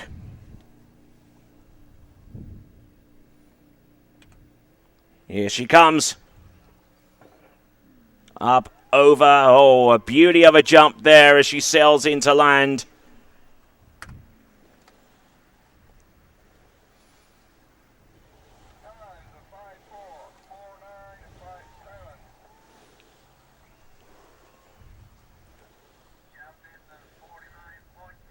.49 meters. She takes the lead with this jump.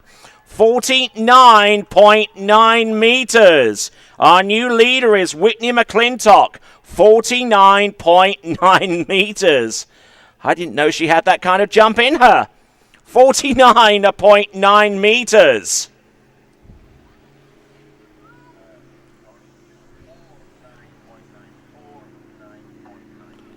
.9.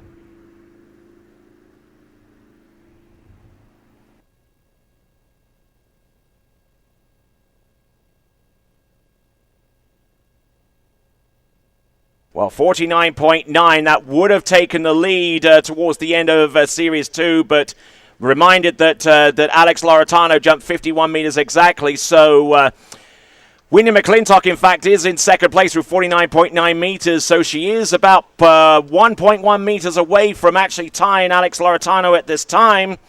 Let's see if she is up to the task of doing it.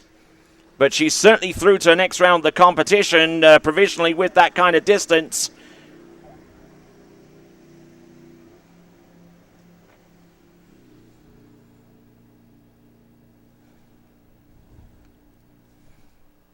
Oh, look at how late. Oh, and bulking out on that effort, just trying to push the danger zone just a little bit too far there. So a pass up on jump number 3 before she really caused herself too much trouble with that particular jump. So Whitney McClintock, 49.9 meters. She is in second place right now.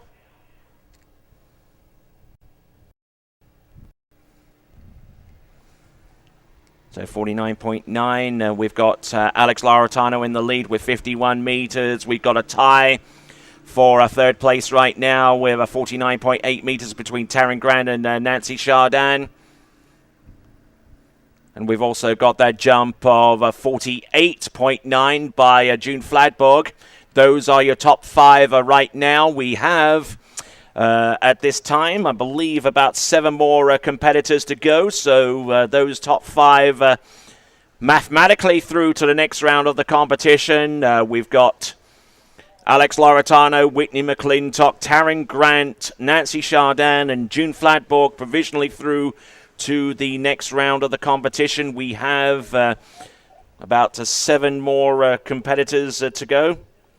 And those 7 competitors starts off with our representative from Greece in Series 1 jump, Marie Vipran-Yetseva.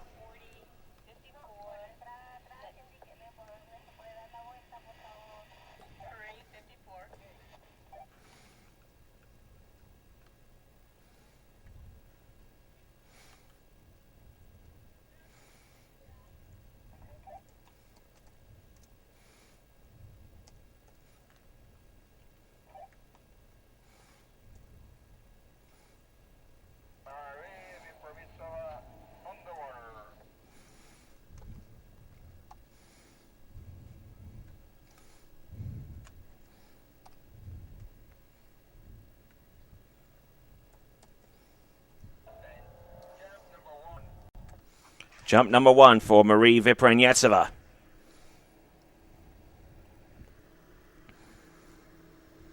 Has certainly been rising up among the ranks as one of the top female jumpers in all the world.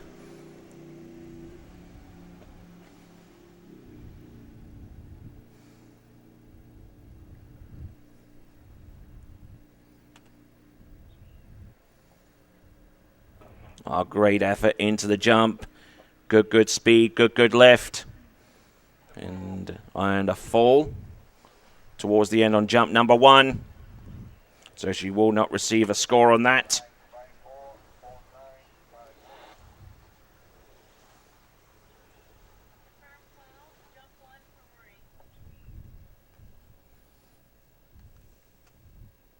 So a confirmed fall on the first jump of a 3 for Marie Vipran-Yetseva.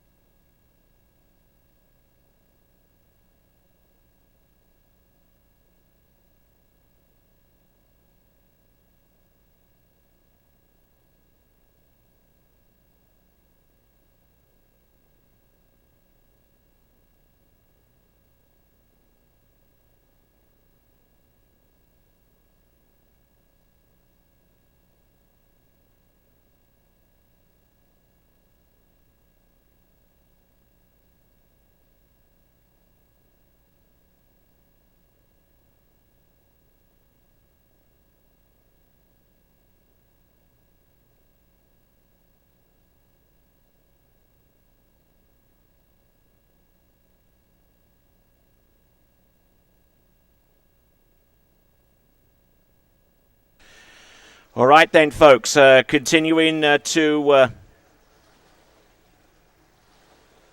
work our way towards the end of the Series 1 jumping list. We've got Marie Vipran-Yetseva coming in for jump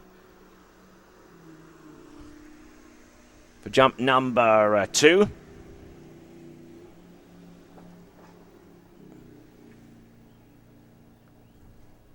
Let's see what we've got from her.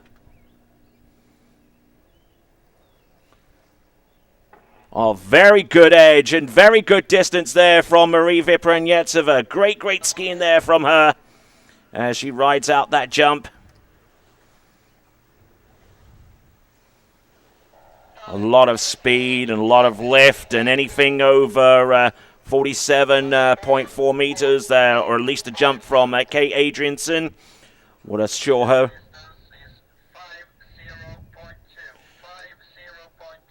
50.2 meters. 50.2 meters, courtesy of Marie Vyprenetseva. So she's through to next round of the competition. 50.2 meters.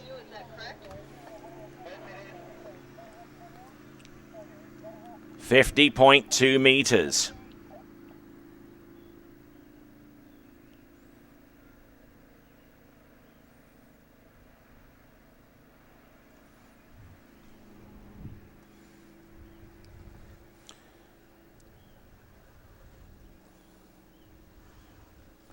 That's a...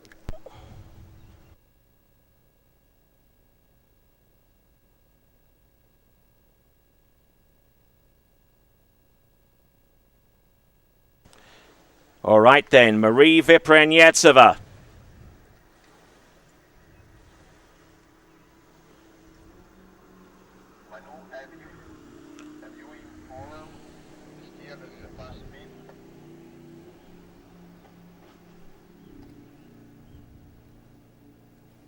Here we go. This is Marie Vyprenetseva's last jump. And getting on the heels of her skis into the jump and not getting particularly good height.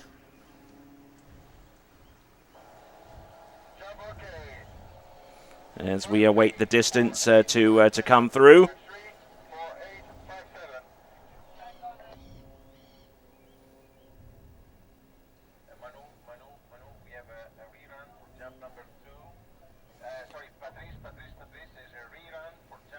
And apparently there is a re-ride in place on jump number 2.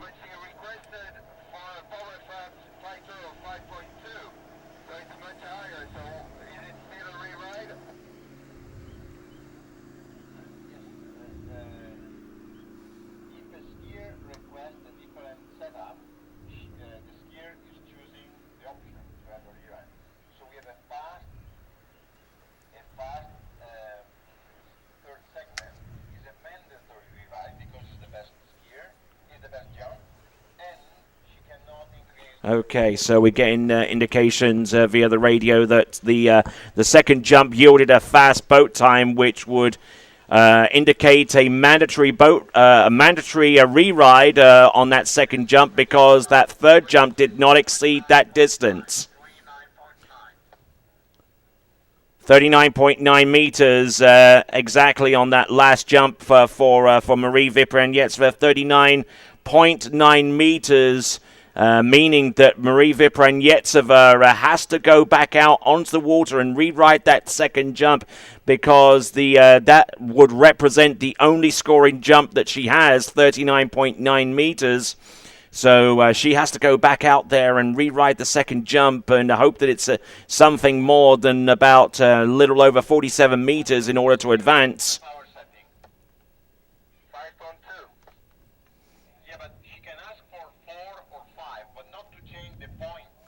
So, Marie Vyprenetseva.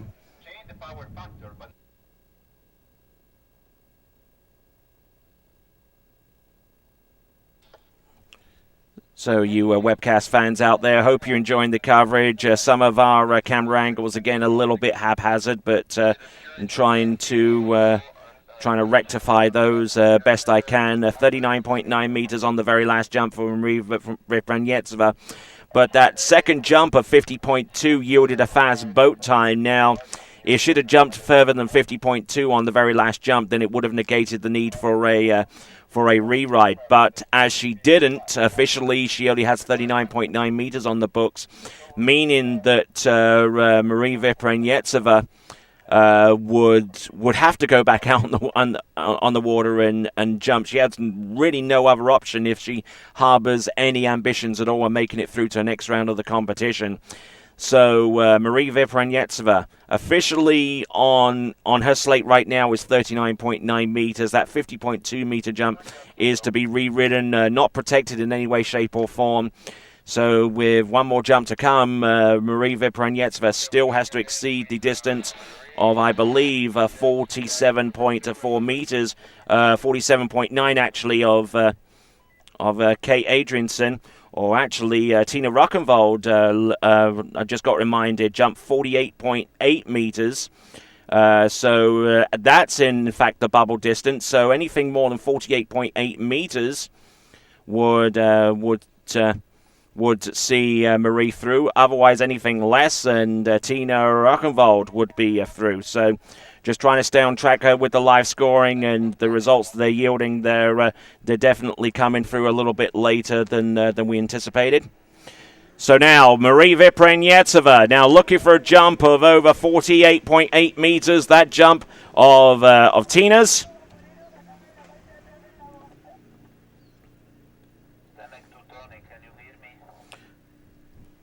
Okay, so here we go.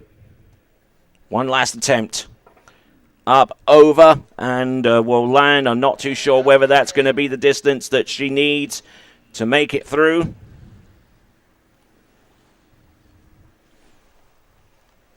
But a decent effort on jump number 3. I hope it's more than 48.8 meters, the distance that she needs to make it through. Oh, 41.2 meters, significantly less than she needed.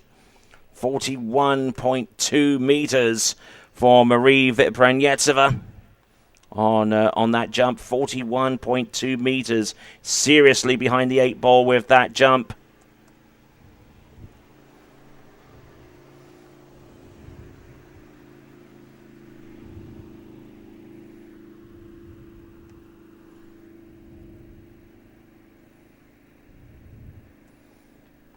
So 41.2 meters officially on that jump, I believe, and looks like they're going back down the lake again to take another jump. But we'll find out the extent of that in just a moment or so.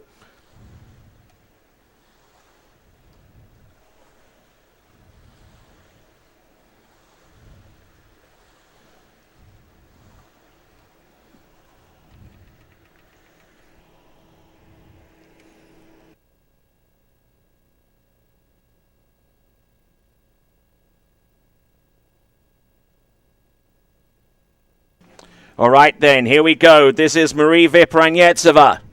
Another jump. Let's see what she's got.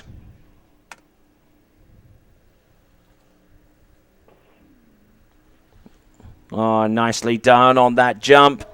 I suspect that's a little bit more for her. I certainly hope so, for her sake. Anything more?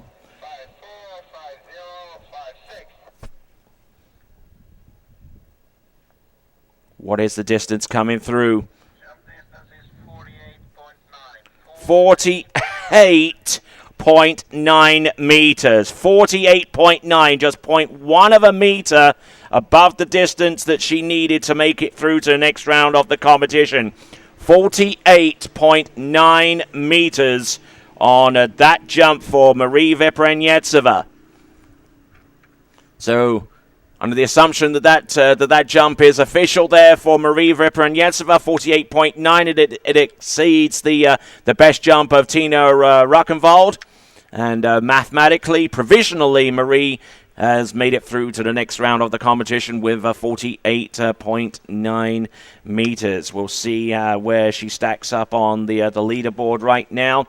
48.9 meters, I believe, would put her in about sixth or in about fifth or sixth place right now. When that jump of Tina Ruckenwald, 48.9, reminded of that distance only just within the last few moments, and that is the bubble distance. Tina Ruckenwald with that, and then below her is Kay Adrianson with 47.9.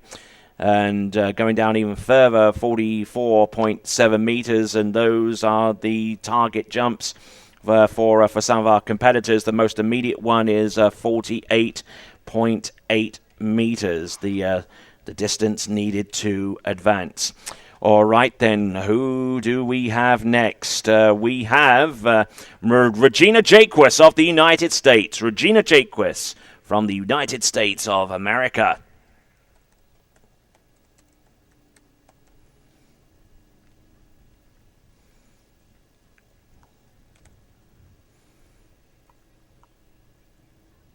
So Regina Jaquess, when she doesn't have a jumpsuit on or has a life jacket and shorts on skiing, she's wearing a lab coat at her compounding pharmacy in Santa Rosa Beach.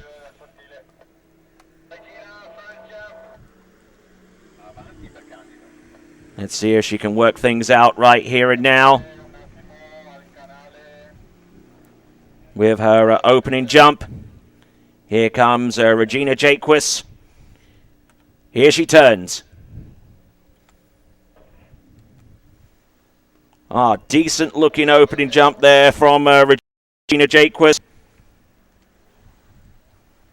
Great effort there from her.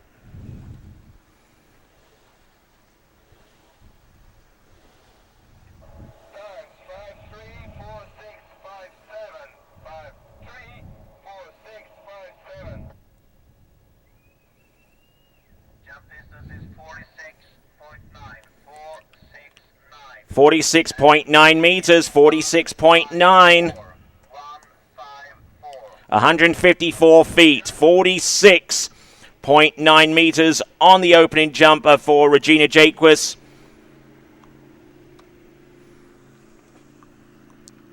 So now still looking for about 2 more meters to advance through to next round.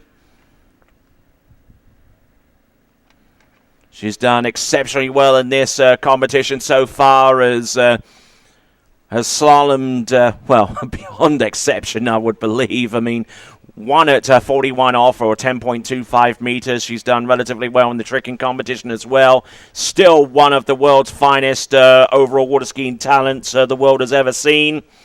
Former world overall champion, current world record holder in the slalom event.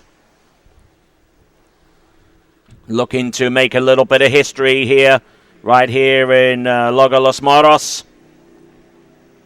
Believe also setting the course record with that score of 1 at 41 off.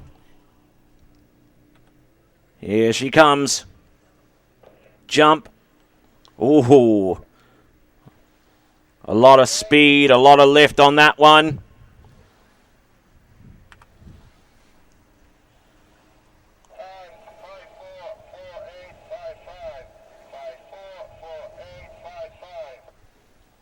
So Regina Jaquess, we're going to get the distance on her in just a moment or so. Distance is 49.8. 49.8 meters. 49.8 meters. 163 feet. 49.8 meters. Provisionally through to the end of the competition with that distance. In fact, she is in a 3-way tie with Taryn Grant and Nancy Chardin with that exact distance, 49.8 meters.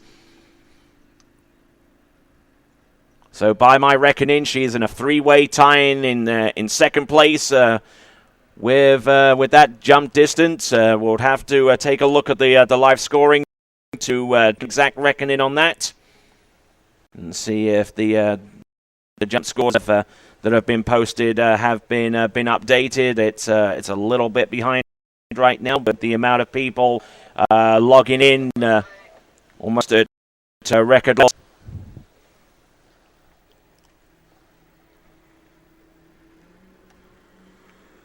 So 49.8 meters.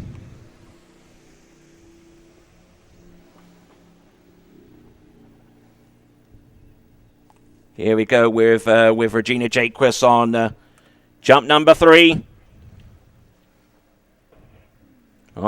Decent looking jump there from Regina as she works her way out of the jumping course.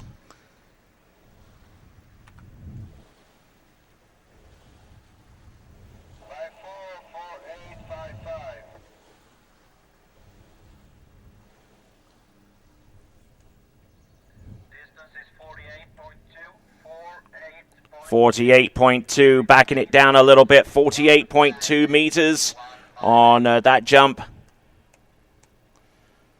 But a middle jump distance of 49.8 meters, still enough to propel her through to the next round of the competition.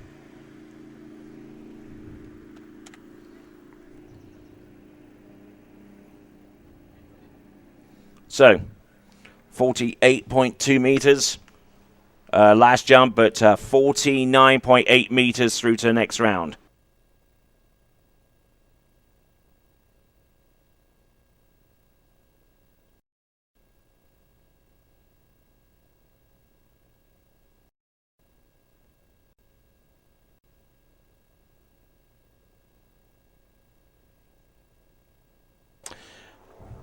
All right, then. So we've got some skiers through to the next round of the competition. We've got Taryn Grant and I know Nancy Chardin through with 49.8 alongside Regina Jaquist. We've also got that jump of Alex Loretano doing more or less the same thing. Also, the distances produced by Marie Vepranyetsova has been enough to get her through to the next round of the competition as well. June Fladborg through with 48.9. Moving down the list a little bit here, Tina Rauschenwald still on the bubble with 48.8. We've got about 5 more skiers to go in the jump event before we call a halt to the elimination round of the women's jump competition. As we work our way through towards the end, our next competitor on the water is going to be Jutta Lamy. Jutta Lamy.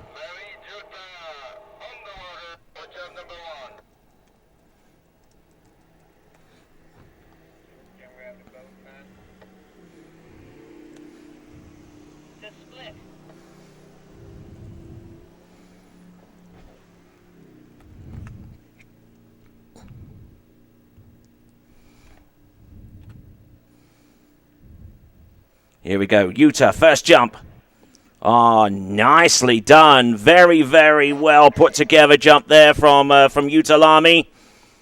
As she lands and rides out that particular distance.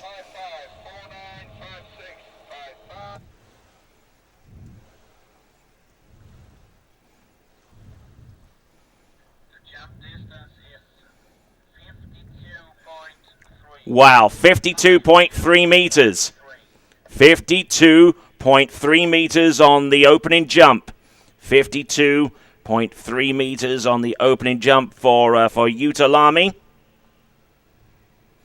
Putting her directly into the lead at this point. 52.3 meters. She has 2 more jumps to come. And already exceeding that lead jump distance of 51 meters exactly that was recorded by Alex Loretano a short while ago. Looks like we got some real clear pictures from the jumping course right now on both ends. So thanks to those guys that are making it happen. Let's hope they stay that way for the remaining jumps in this round, and also for the men's competition to come shortly afterwards.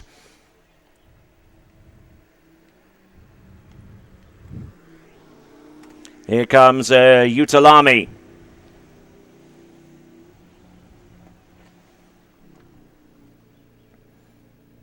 Coming in, second jump.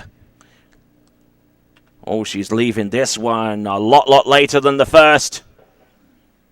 Oh, man alive, driving in with some good power. She rides out that jump. And I'm sure fans from Finland are watching in from places like Helsinki. Sure, her sister is watching too, Laura Lamy.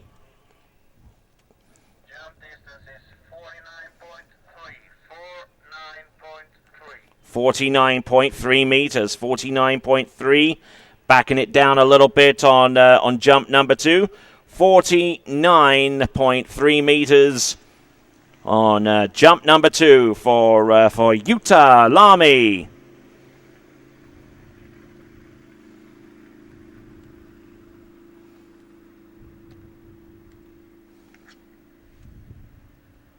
So a good crowd on hand right next to the jump, and we hope to see those crowds swell really to large numbers, especially when it comes down to the men's jumping competition.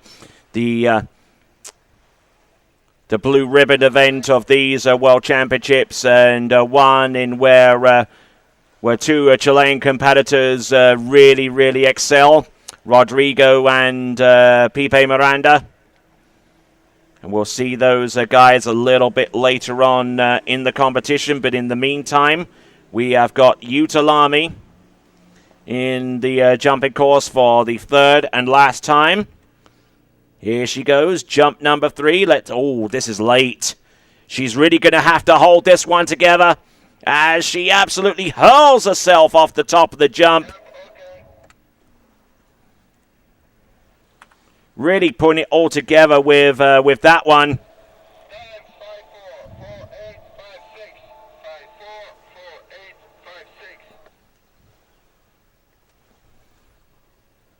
Distance coming through any moment now. 51.5, a jumper by itself that would have taken her through to the next round of the competition, but 52.3 meters is the distance that will carry for Yuta Lamy.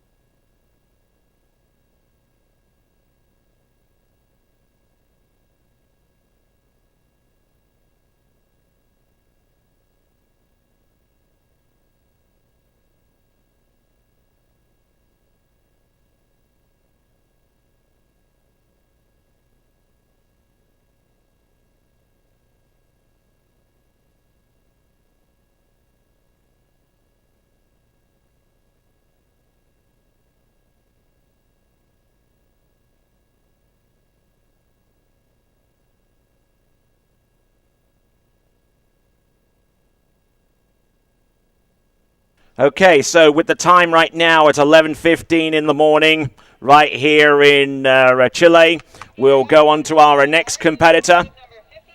We've got Lauren Morgan from the United States of America. Lauren Morgan. Thank you.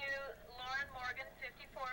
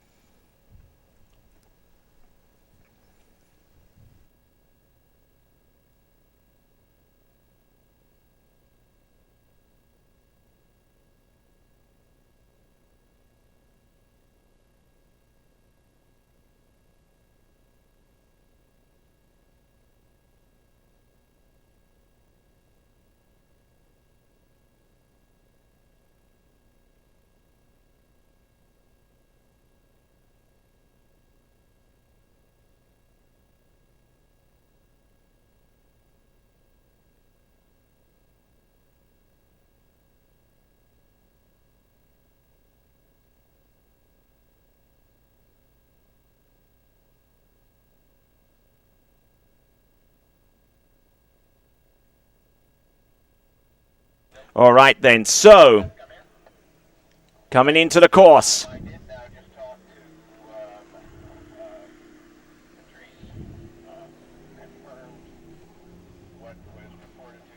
Here we go. This is our next skier, Lauren Morgan, into the course right now. Good turn, good speed, good edge, and a well put together jump there for her as she rides that out. Tightens up the line. Comes away from the jump. Such a great effort, such a unique talent there, Lauren Morgan from the United States of America. Times 544757. 544757. Jump distance is 48.0. 48 meters exactly. 48 meters exactly there for Laura Morgan. 48 meters on jump number 1. As she proceeds on to jump number 2.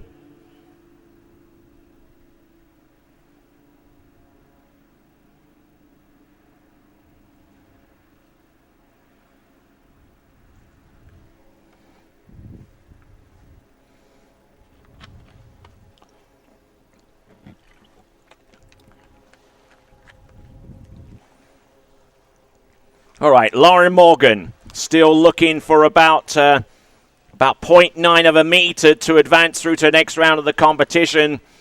Still taking Tina Rushenwald's 48.8 meters to be the mathematical bubble at this point. A jump in excess of that will ensure any of our remaining competitors through to the next round of the competition from a mathematical standpoint.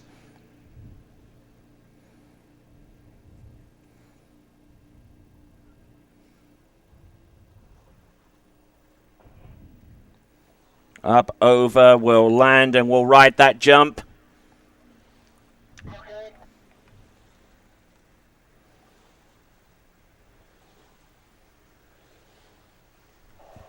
544957. 544957. The distance is 49.0490. All right, then. That's a step in the right direction. 49 meters exactly. 49 meters exactly with that jump there for Laura Morgan. So she is provisionally through to the next round of the competition. That bubble score is still very much in play, courtesy of Tina Rushenwald.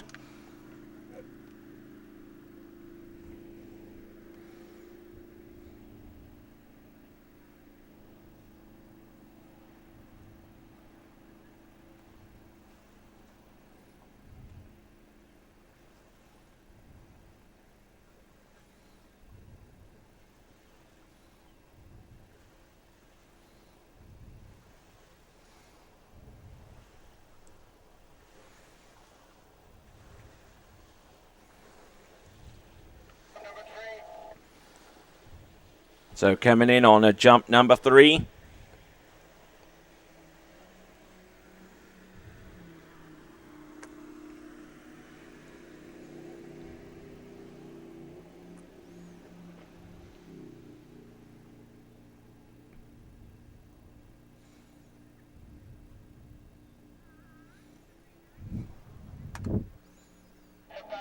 Oh, and taking a pass on jump number 3, but with 49 meters, she provisionally knows that she's made it through to the next round of the competition with that distance. 347. So passing up on the third and last jump, just wanted to take I guess another look at it to make sure that she is in good shape to take possibly a later approach, a more aggressive approach come the finals, because provisionally that's where she's heading with that distance of 49 meters exactly, 49 meters for Lauren Morgan.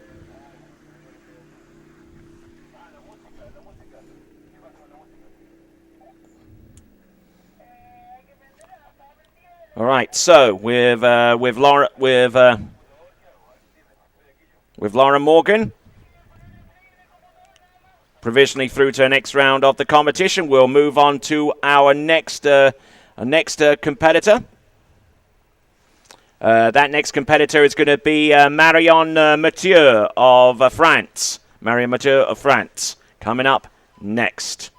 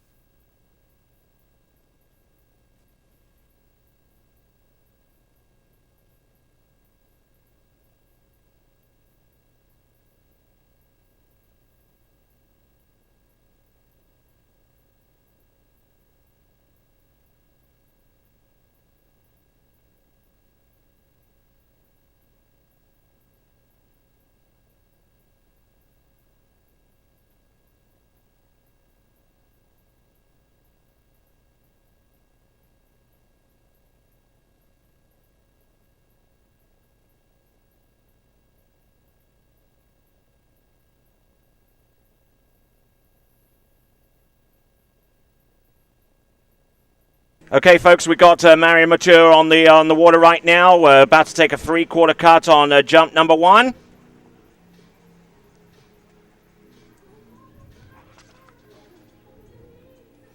All right, let's see what she's got.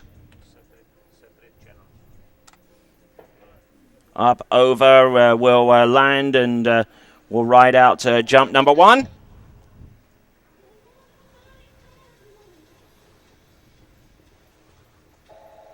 554958.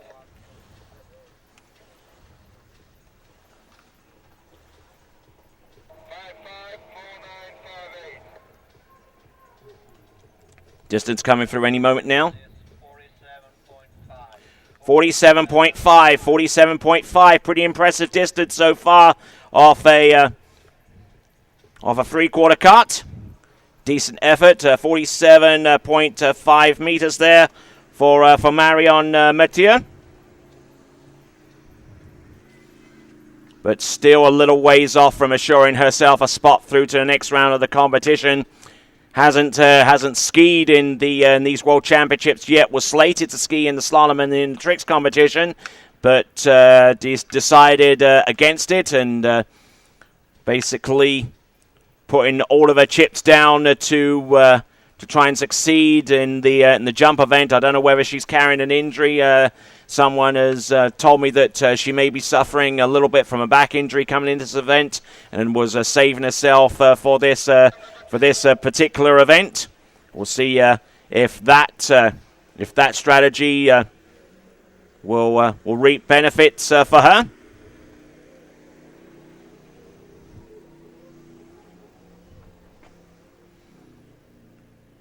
Here comes Marion Mathieu. Turns in, digs in hard, and a nice looking jump number 2 there for her. Double A. Times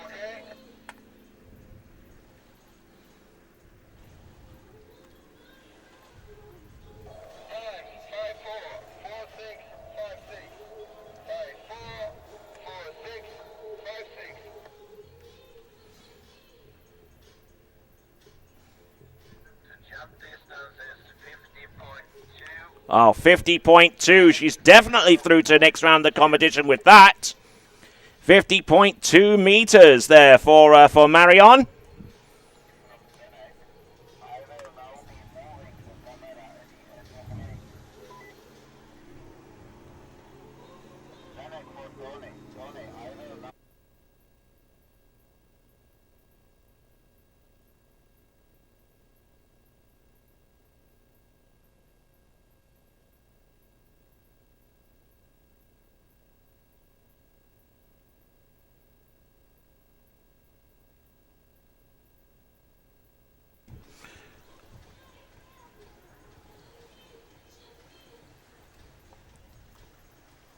Jump number 3.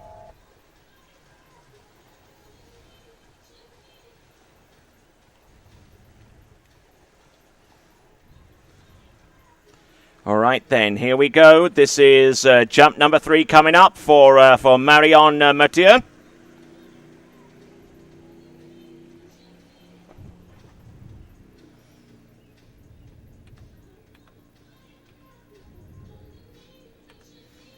Turns in, drives in hard off jump number 3. And does she put herself within range of about 52 meters? We'll certainly hope she does with that effort. Certainly well-constructed jump. Times 544855. 544855. Slated to ski in Series 1 in the previous 2 events. 51.0. 51 meters exactly. 51 meters exactly for Marion Mathieu. 51 meters exactly there for her on that last jump. So,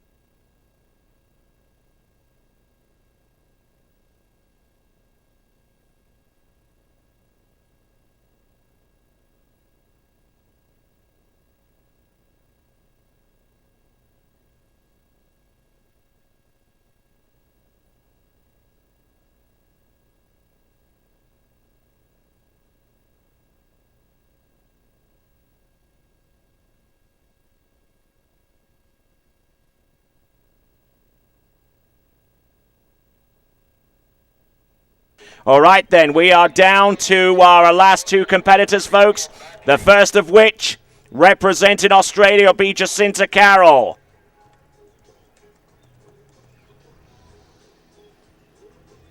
Jacinta Carroll, who's been making a lot of noise lately in terms of top class international jumping. We'll see what she's got for jump number one. Oh, good turn, good late dig on this one. Little bit on her heels, not getting the maximum height that she wanted. But a decent jump nonetheless as she rides it out. 5, 5, 4, 8, 5, 5. 5, 4, 4, 8, 5, 5. Jump distance is 47.1. 47.1 meters on the opening attempt. 47.1 meters on jump number one for Jacinta Carroll. Joanne, this is Laura. Is there an extra radio on the dock you can swap out with Patrice?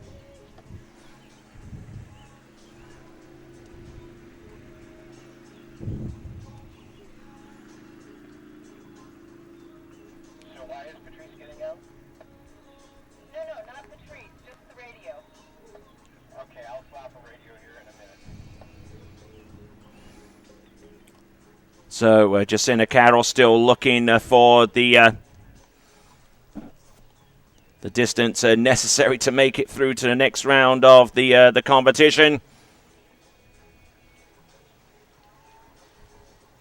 Our camera one crew getting the camera reset, and we'll get live pictures back from the shoreline in just a moment or so.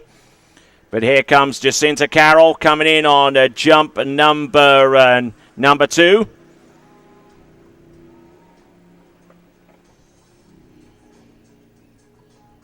Let's see what she's got. Late dig on this one. Oh, beauty of a jump there. Absolute corker there from Jacinta Carroll as she rides that one out. 5, 5, 4, 4, 8, 5, 5. 5, 4, 4, 8, 5, 5.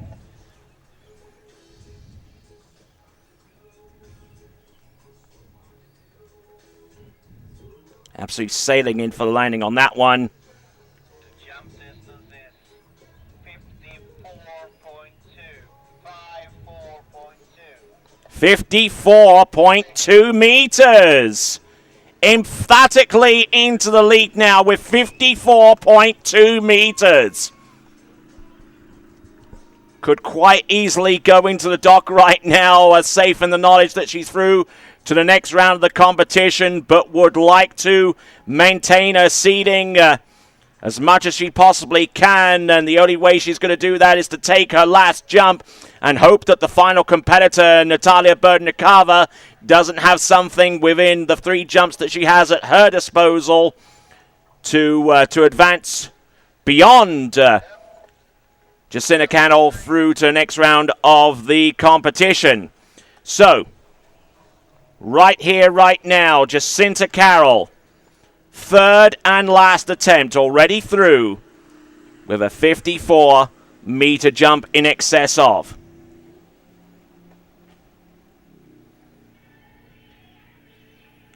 Here we go. Look at this turn. Look how late she is. Does she hang on? All right, look at that.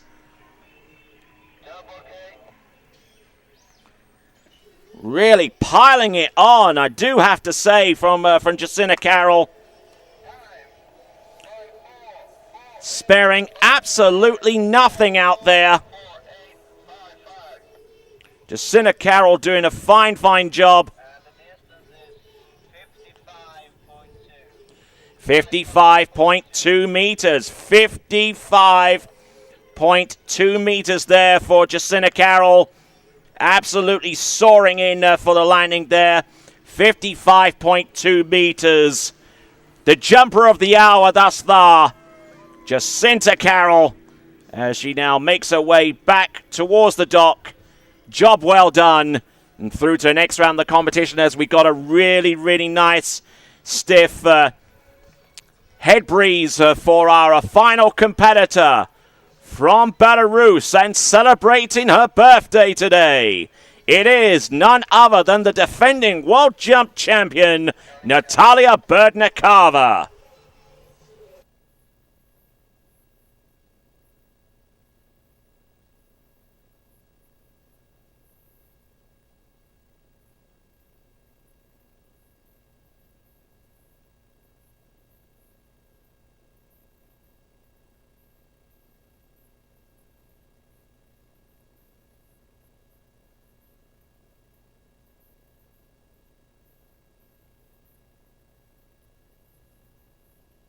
Natalia,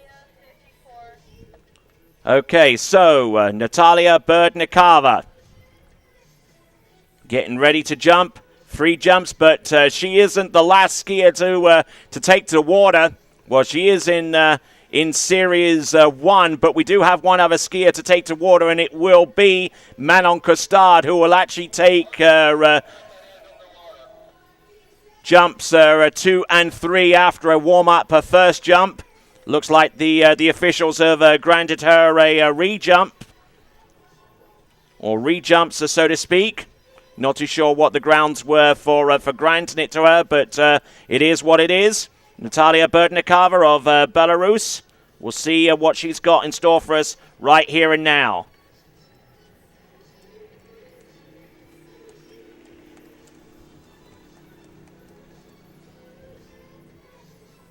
Natalia Berdnikova of Belarus. Here she comes. Jump number 1. And getting everything that she wanted out of that jump, at least for the purposes of getting close to making it through to the next round of the competition. 5.54.4857.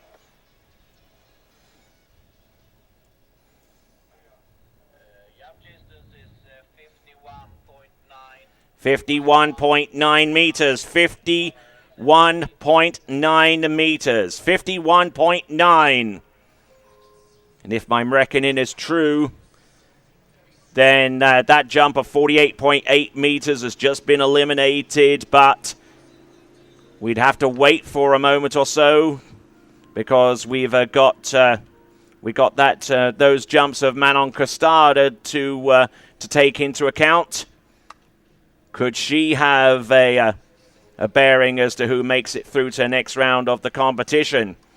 Might even have to look up into those, into the last skier who was actually provisionally through to the next round of the competition to find out what kind of distance Manon Costard would realistically need to jump to make it through. So the drama still unfolding as Natalia Berdnikova makes her way through to the next round with a 51.9 meter jump. As we now rejoin live pictures, as Natalia comes across the back of the boat and gets ready for this jump.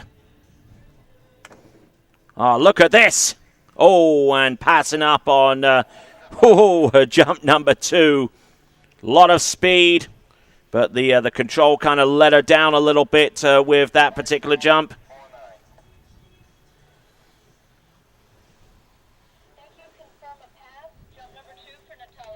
Pass on jump number 2 for her.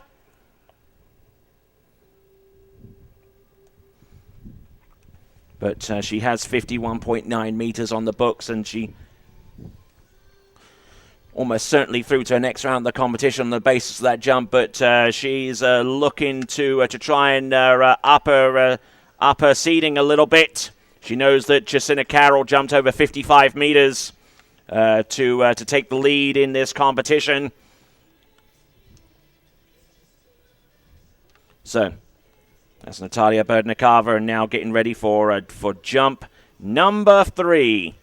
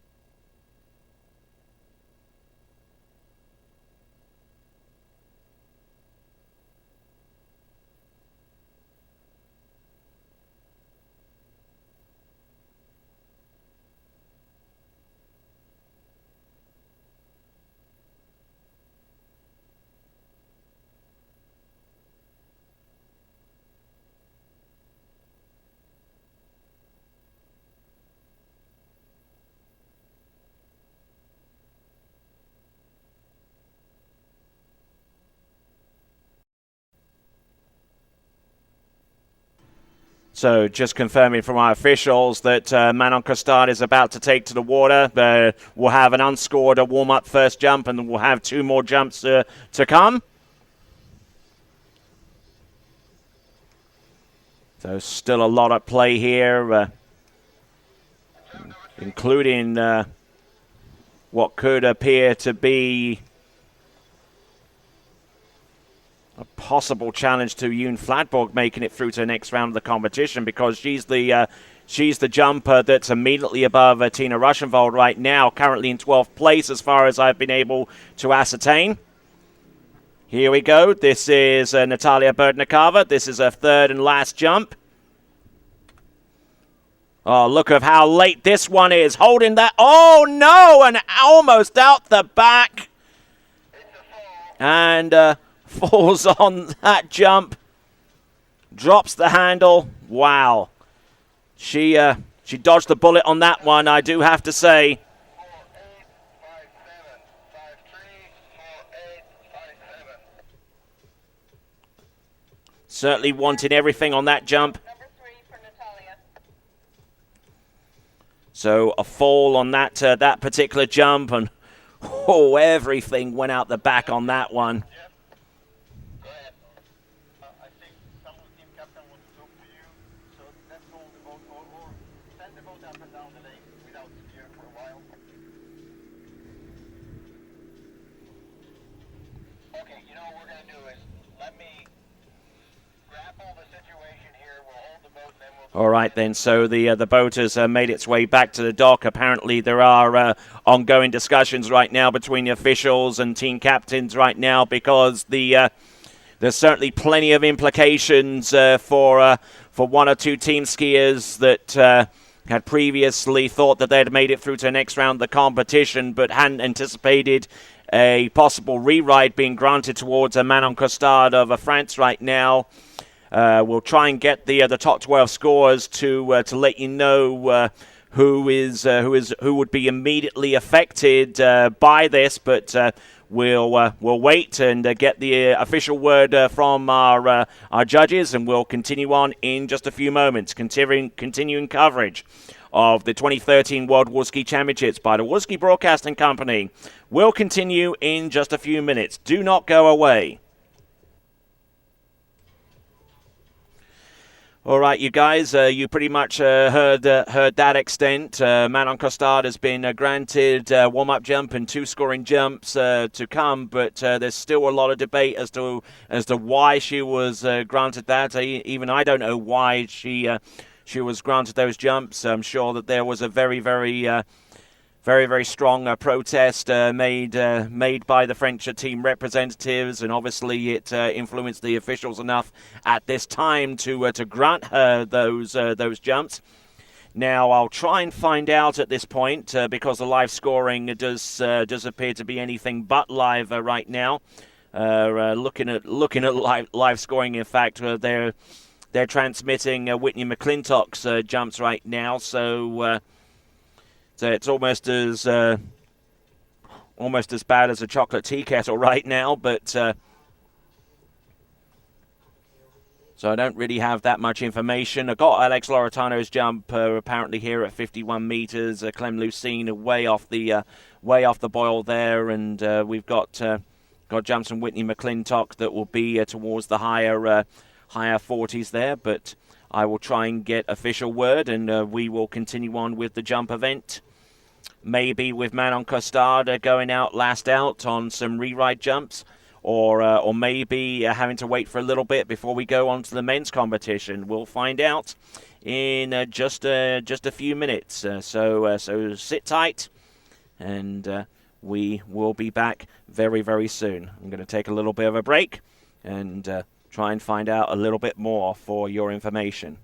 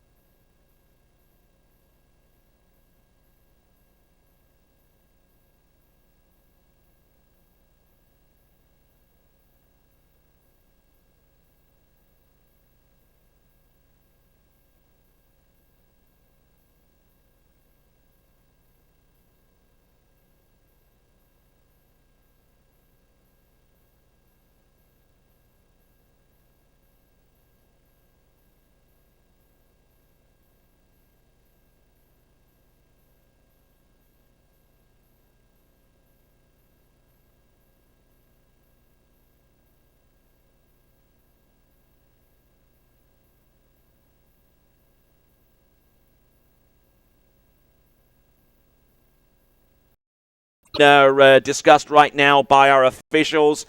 It is being consulted against the rule book. There are varying opinions, and I'm sure that there are protests and opinions being scuttled from one party to the next. I'm sure the French have their own opinions. I'm sure the Danish team captain will have plenty to say as well, and I'm sure Greece will no doubt be very, very interested in the outcome as well, because it immediately affects skiers from those respective countries. So a lot at play, a lot at stake. One of those final 12 positions through to the next round of the competition. But as it stands right now, if Manon Costard does not ski, is not continue to be granted her jumps, then Marie Vipranietseva and Yoon Fladborg would go through to the next round of the competition with a tie at 11th spot with 48.9 meters.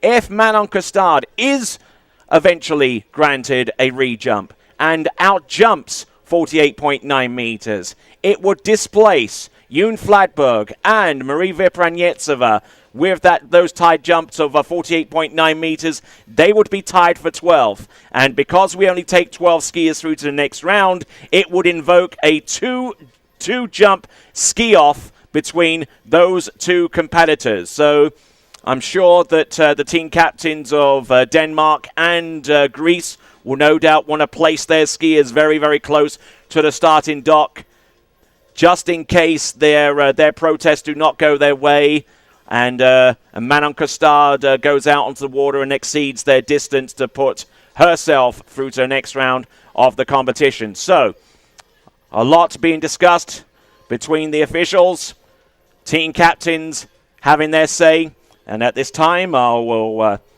take a little bit of a breather and wait for the official decision from the tower.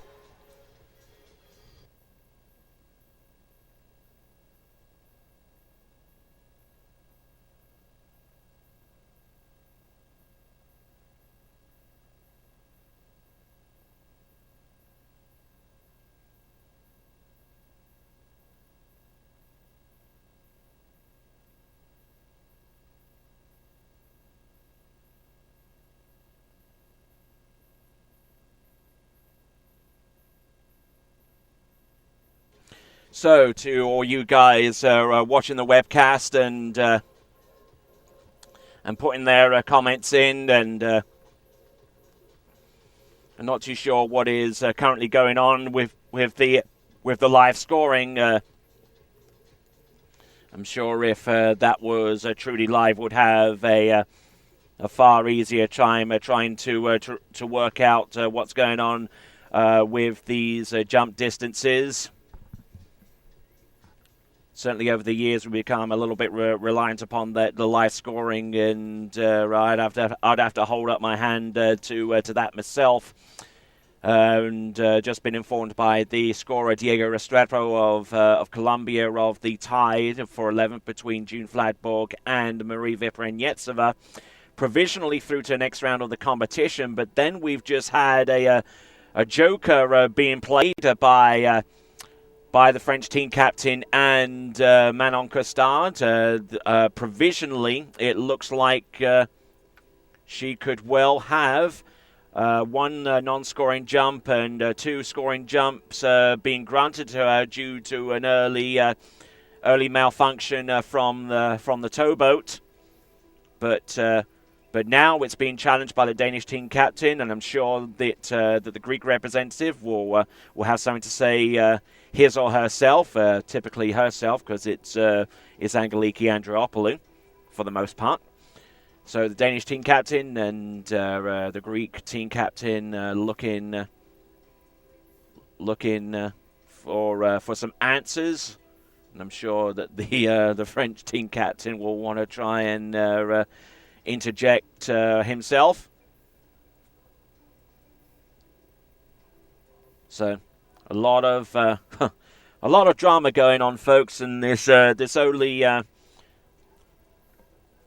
makes the situation where we bring on our ML jumpers makes the schedule a little bit later. So I still think we have a little bit of time. We've got Series 3, Series 2, and Series 1 jumpers are coming up after eventual conclusion of the women's jump competition. I'm speaking very, very plainly here on this matter.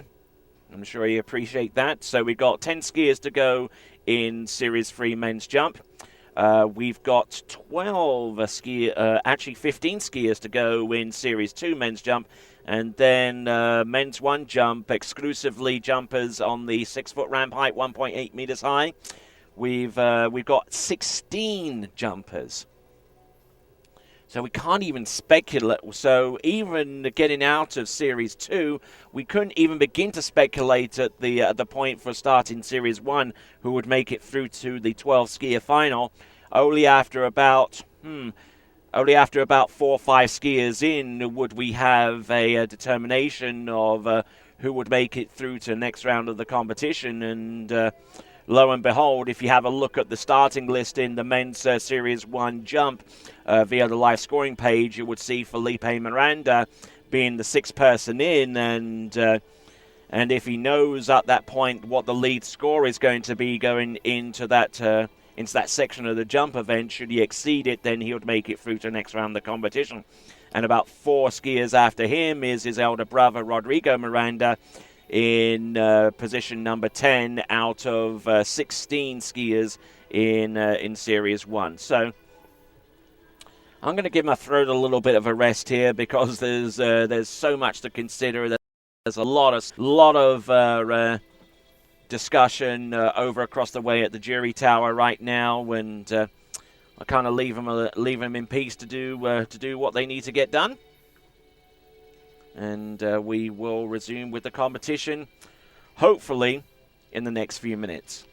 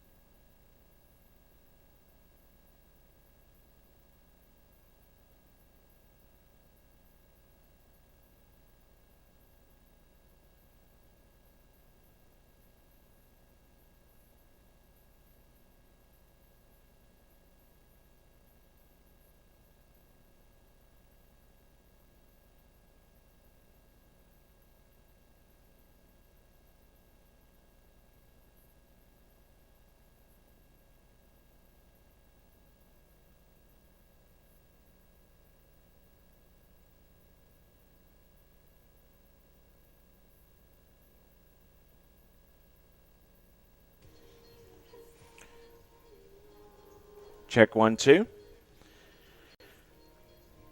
Okay, you folks are tuning in to Women's Jump right now. Just to keep you apprised of, haven't received any definitive word from our officials yet as to how we are going to proceed on. There was a protest filed by the French team captain in regards to Manon Costard, and provisionally she had been granted one warm-up jump and 2 scoring jumps on the basis of boat malfunction on her earlier attempts. Having gotten wind of that, the Danish team captain and the Greek team captain got involved because it would immediately affect those 2 competitors who are currently lying in 11th spot with 48.9 meters. Those competitors namely being June Fladborg and Marie Vypranetseva. Now, Obviously, the implications are quite wide-ranging, because if Manon Costard was to go back out to the water and jump more than 48.9 meters, which she's definitely capable of doing, then it would displace June Fladborg and Marie Vypranetseva for a tie of 12th. Now, obviously, if it was just one competitor being displaced into 12th, that wouldn't matter so much. But as there is a tie for 12th between June and Marie, then it would go down to a two jump off to determine who makes it through to the next round of the competition. So I hope you've absorbed all of that, and I'm sure that that there's been a lot of discussion right now. The rule in question, if you want to go to iwsf.com and go to the rule book, which is on the left-hand side of that website, you'll be pulling the 2013 tournament rules, and it all surrounds the rule number 9, which has 4 parts to it. And I think the part that there are questioning is actually rule 9.01, which states that a protest cannot be filed any later than 30 minutes after the ride of contention has been done. Now, obviously, they're trying to discuss that. Maybe they're discussing some of the other portions of the rules. I'm sure that the $25 is basically chicken feed to the French so far as being able to come up with the goods there. Nothing to do with any computational error, as is alluded to Rule 9.04. Allowable reasons for protest. Certainly it doesn't appear to be the case, alluding to 9.02.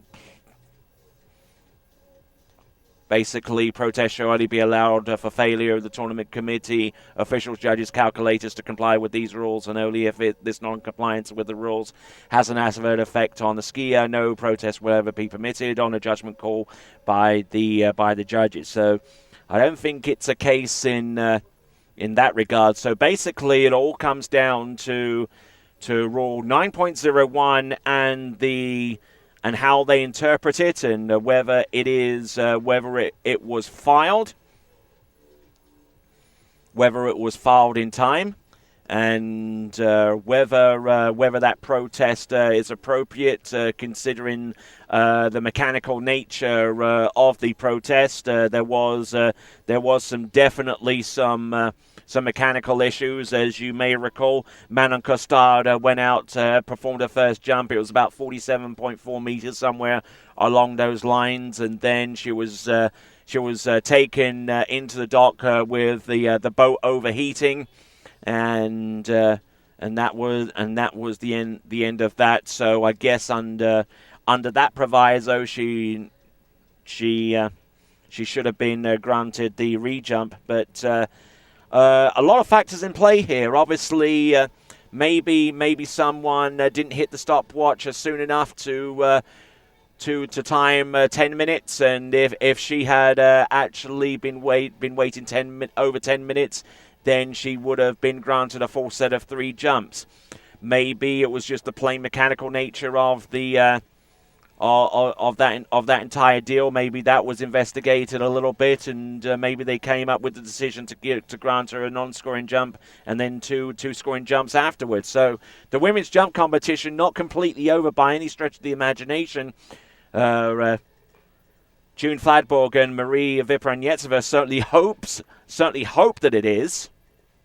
But for Manon Costard, she's I'm sure waiting by the dockside and basically crossing her fingers, touching wood, and hoping that the initial judge's decision to grant her the two scoring jumps, preceded by a non-scoring jump, goes her way. So I'm sure that I've explained it in the best that I can, in accordance to the rules, and I'm sure that if you look back in the rule book, there are rules governing mechanical failure. Failure of tournament supplied equipment. I'm sure someone's even going to come up with a comment here in that regard, but I'm talking to you right here on the webcast. No one is hearing me beyond you guys out there. And boat manufacturers' equipment, that could be down to rule 10.09. Having a look at that. Nothing there that would correlate with what we've seen with Manon Costard. Of course, that 10.9 only alludes to the Nautique Hydrogate.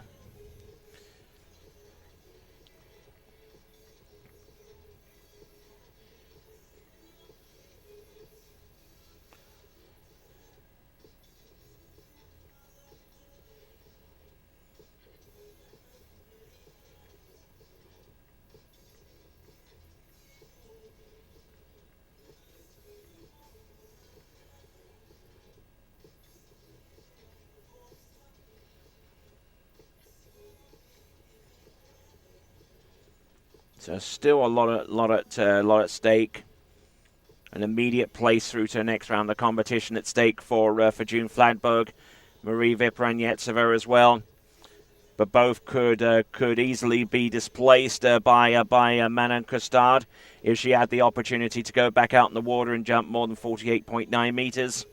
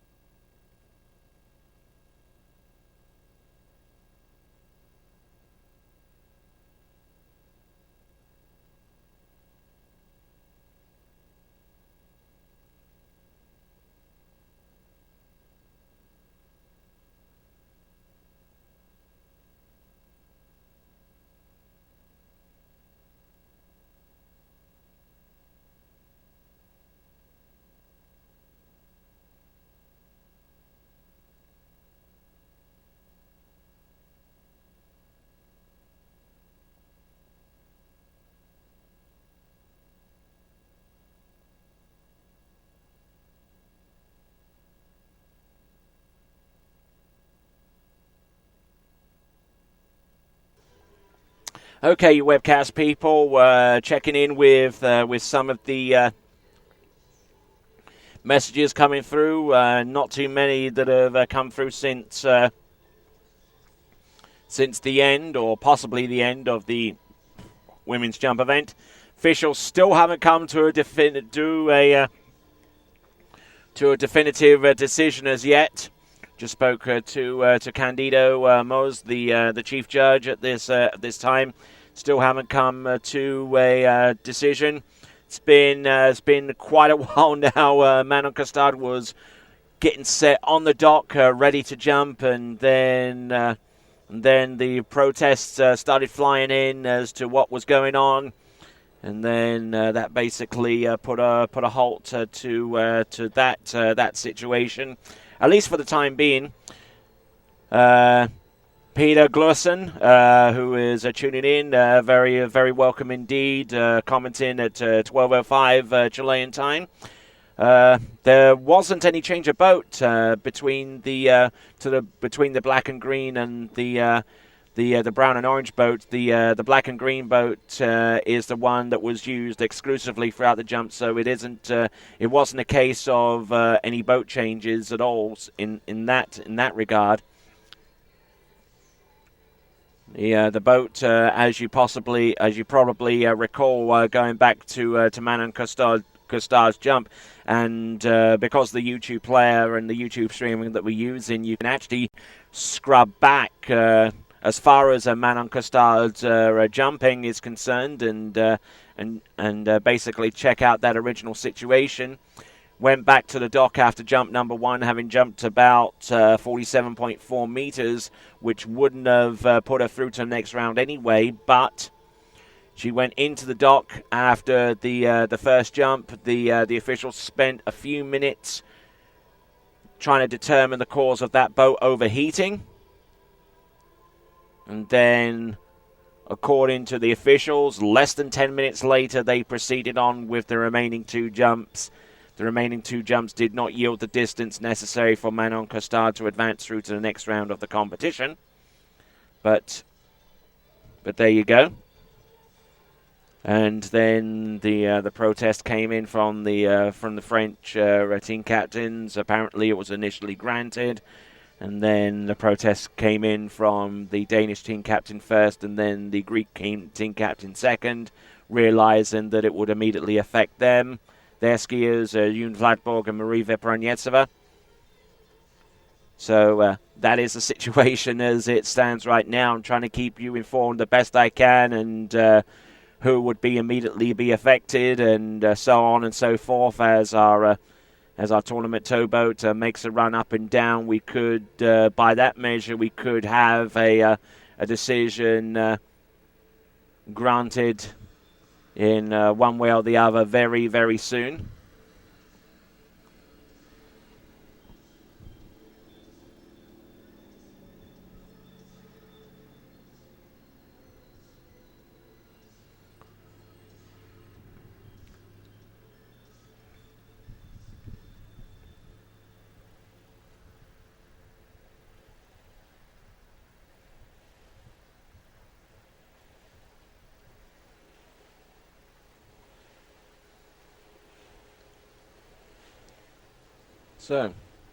So a lot at stake, and we will get back to you in a few minutes.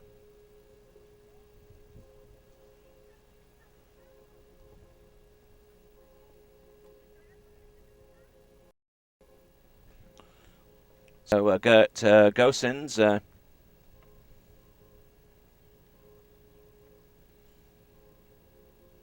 has come through with a comment. He doesn't look like he completed it all the way. Looking at the overall points, well, I guess I would look at the overall points. I don't know if they were being considered, but certainly the 11th place jump of June Vladborg and Marie Vepronietseva is certainly the mode of contention right now. They're both tied for 11th spot, and obviously if Manon Costard goes out and jumps in excess then of that distance, then both of those skiers will be moved down into a tie for 12th, and then they would both have to go out again with 2 jumps each to try and break that tie for 12th. It's no mean feat to do that, of course. Camille, thanks a lot for tuning in. And yes, it has been more than 10 minutes, unfortunately, Camille. Plus de 10 minutes.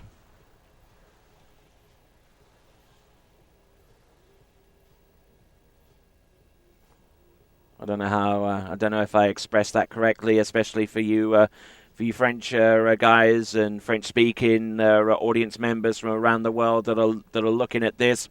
And I'm sure, being as it's more than 10 minutes, there might even be the possibility of Manon Costard actually going back out there and actually taking all 3 jumps again.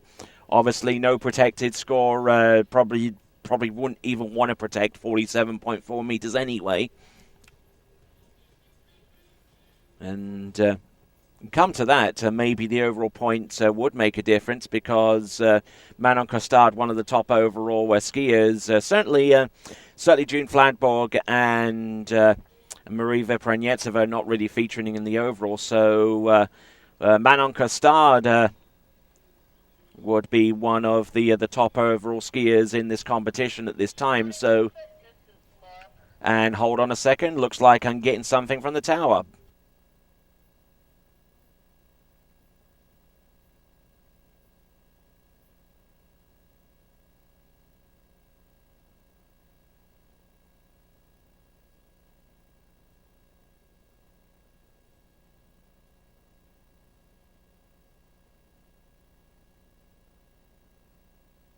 Evin Lobro, P.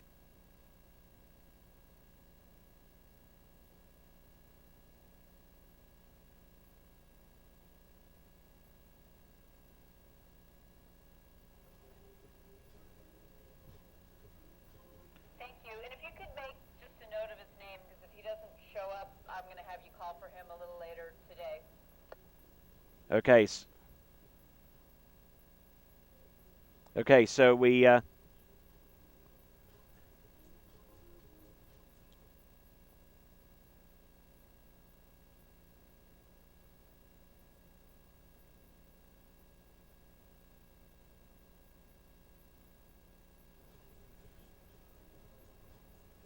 Okay, your webcaster folks, they just put a random call to me to get a skier over to the tower, and happily complied with that.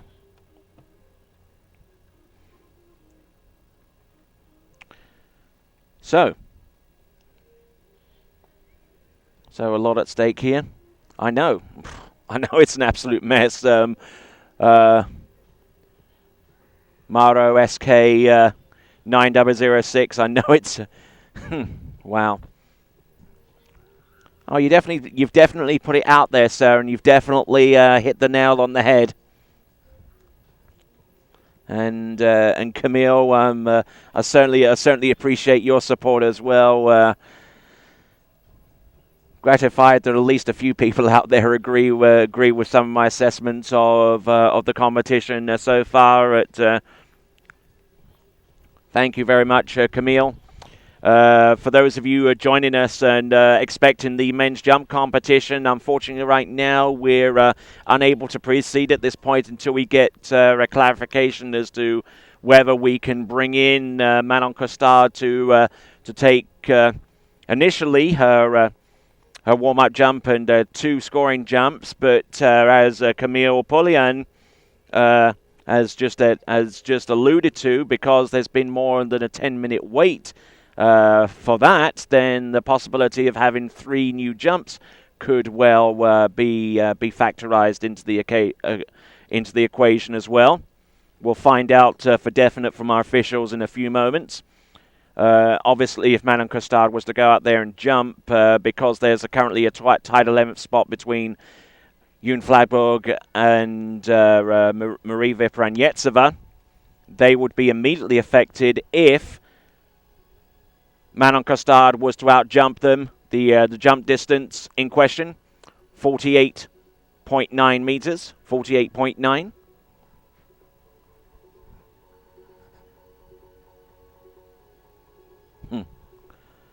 Yeah, that would be a great situation, Gert. Have all the jumpers jump again, especially with the great headwind that we've got right ahead of us, and I'm sure all of our girl skiers will appreciate that. But I'm not too sure. Not too sure if you could get the same kind of enthusiastic response from the likes of Jacinta Carroll, for example, who jumped 55 meters to make it through to the next round of the competition, or indeed Natalia Berdnikova, who jumped 51 meters, or skiers like Alex Loretano or Marianne Mathieu and the like, who have advanced their way through to the next round of the competition, or even Whitney McClintock, who jumped 49.9 meters. Looking at the overall, looking at the jump scores, actually, we do actually have them updated. Whoopee! We've got Jacinta Carroll with 55.2, Jutta Lamy with 52.3, Natalia Berdnikova with 51.9, Alex Loretano and Marianne Mathieu tied with 51 meters exactly, Whitney McClintock with 49.9. A three-way tie for 7th between Nancy Chardin, Taryn Grant, and Regina Jaquist. 10th spot, all on her own, is Lauren Morgan, and tied 11th, June Vladborg and Marie Vipranyetsova. On the outside looking in, 13th place, Tina Ruckenwald with a 48.8, Kay Adrianson 14th with 47.9, and Manon Costard, the skier in who mode of contention right now with 47.8. So Manon Costard would actually be looking for an upgrade.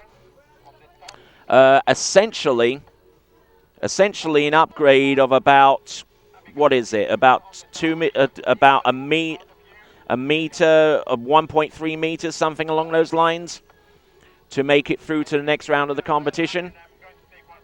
Or 1.2 meters she's looking for on top of her jump, and we will we'll see how it turns out from our officials.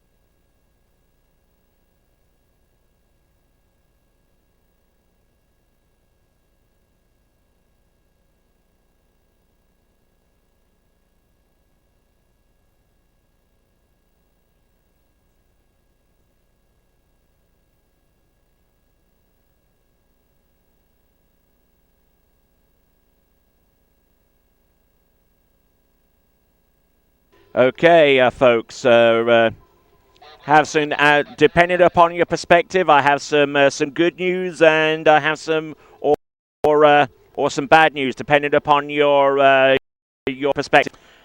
No re-ride is to be given to Manon Costard. So jumping competition for the ladies event is over, which means that Marie Vipranyetsova and June Vladborg immediately advance through to the next round of the competition. Manon Costard will not get the opportunity to jump, and that is done. So this webcast for this particular event will end, and just keep going and keep watching right now, because the men's jump competition is about to take place. This has been your announcer, Tony Lightfoot, from the Waterski Broadcasting Company. Manon Costard will not take a re-ride on her jumps. So that list of skiers that I've read to you, including Marie Vipranyetsova and June Vladborg, they're through to the next round of the competition, and anyone scoring high above them will also make it through. So, from the Waterski Broadcasting Company, Tony Lightfoot signing off on this webcast, and stay tuned to the top of the page. Men's Jump Series 3, 2, and 1 will take place in a few moments.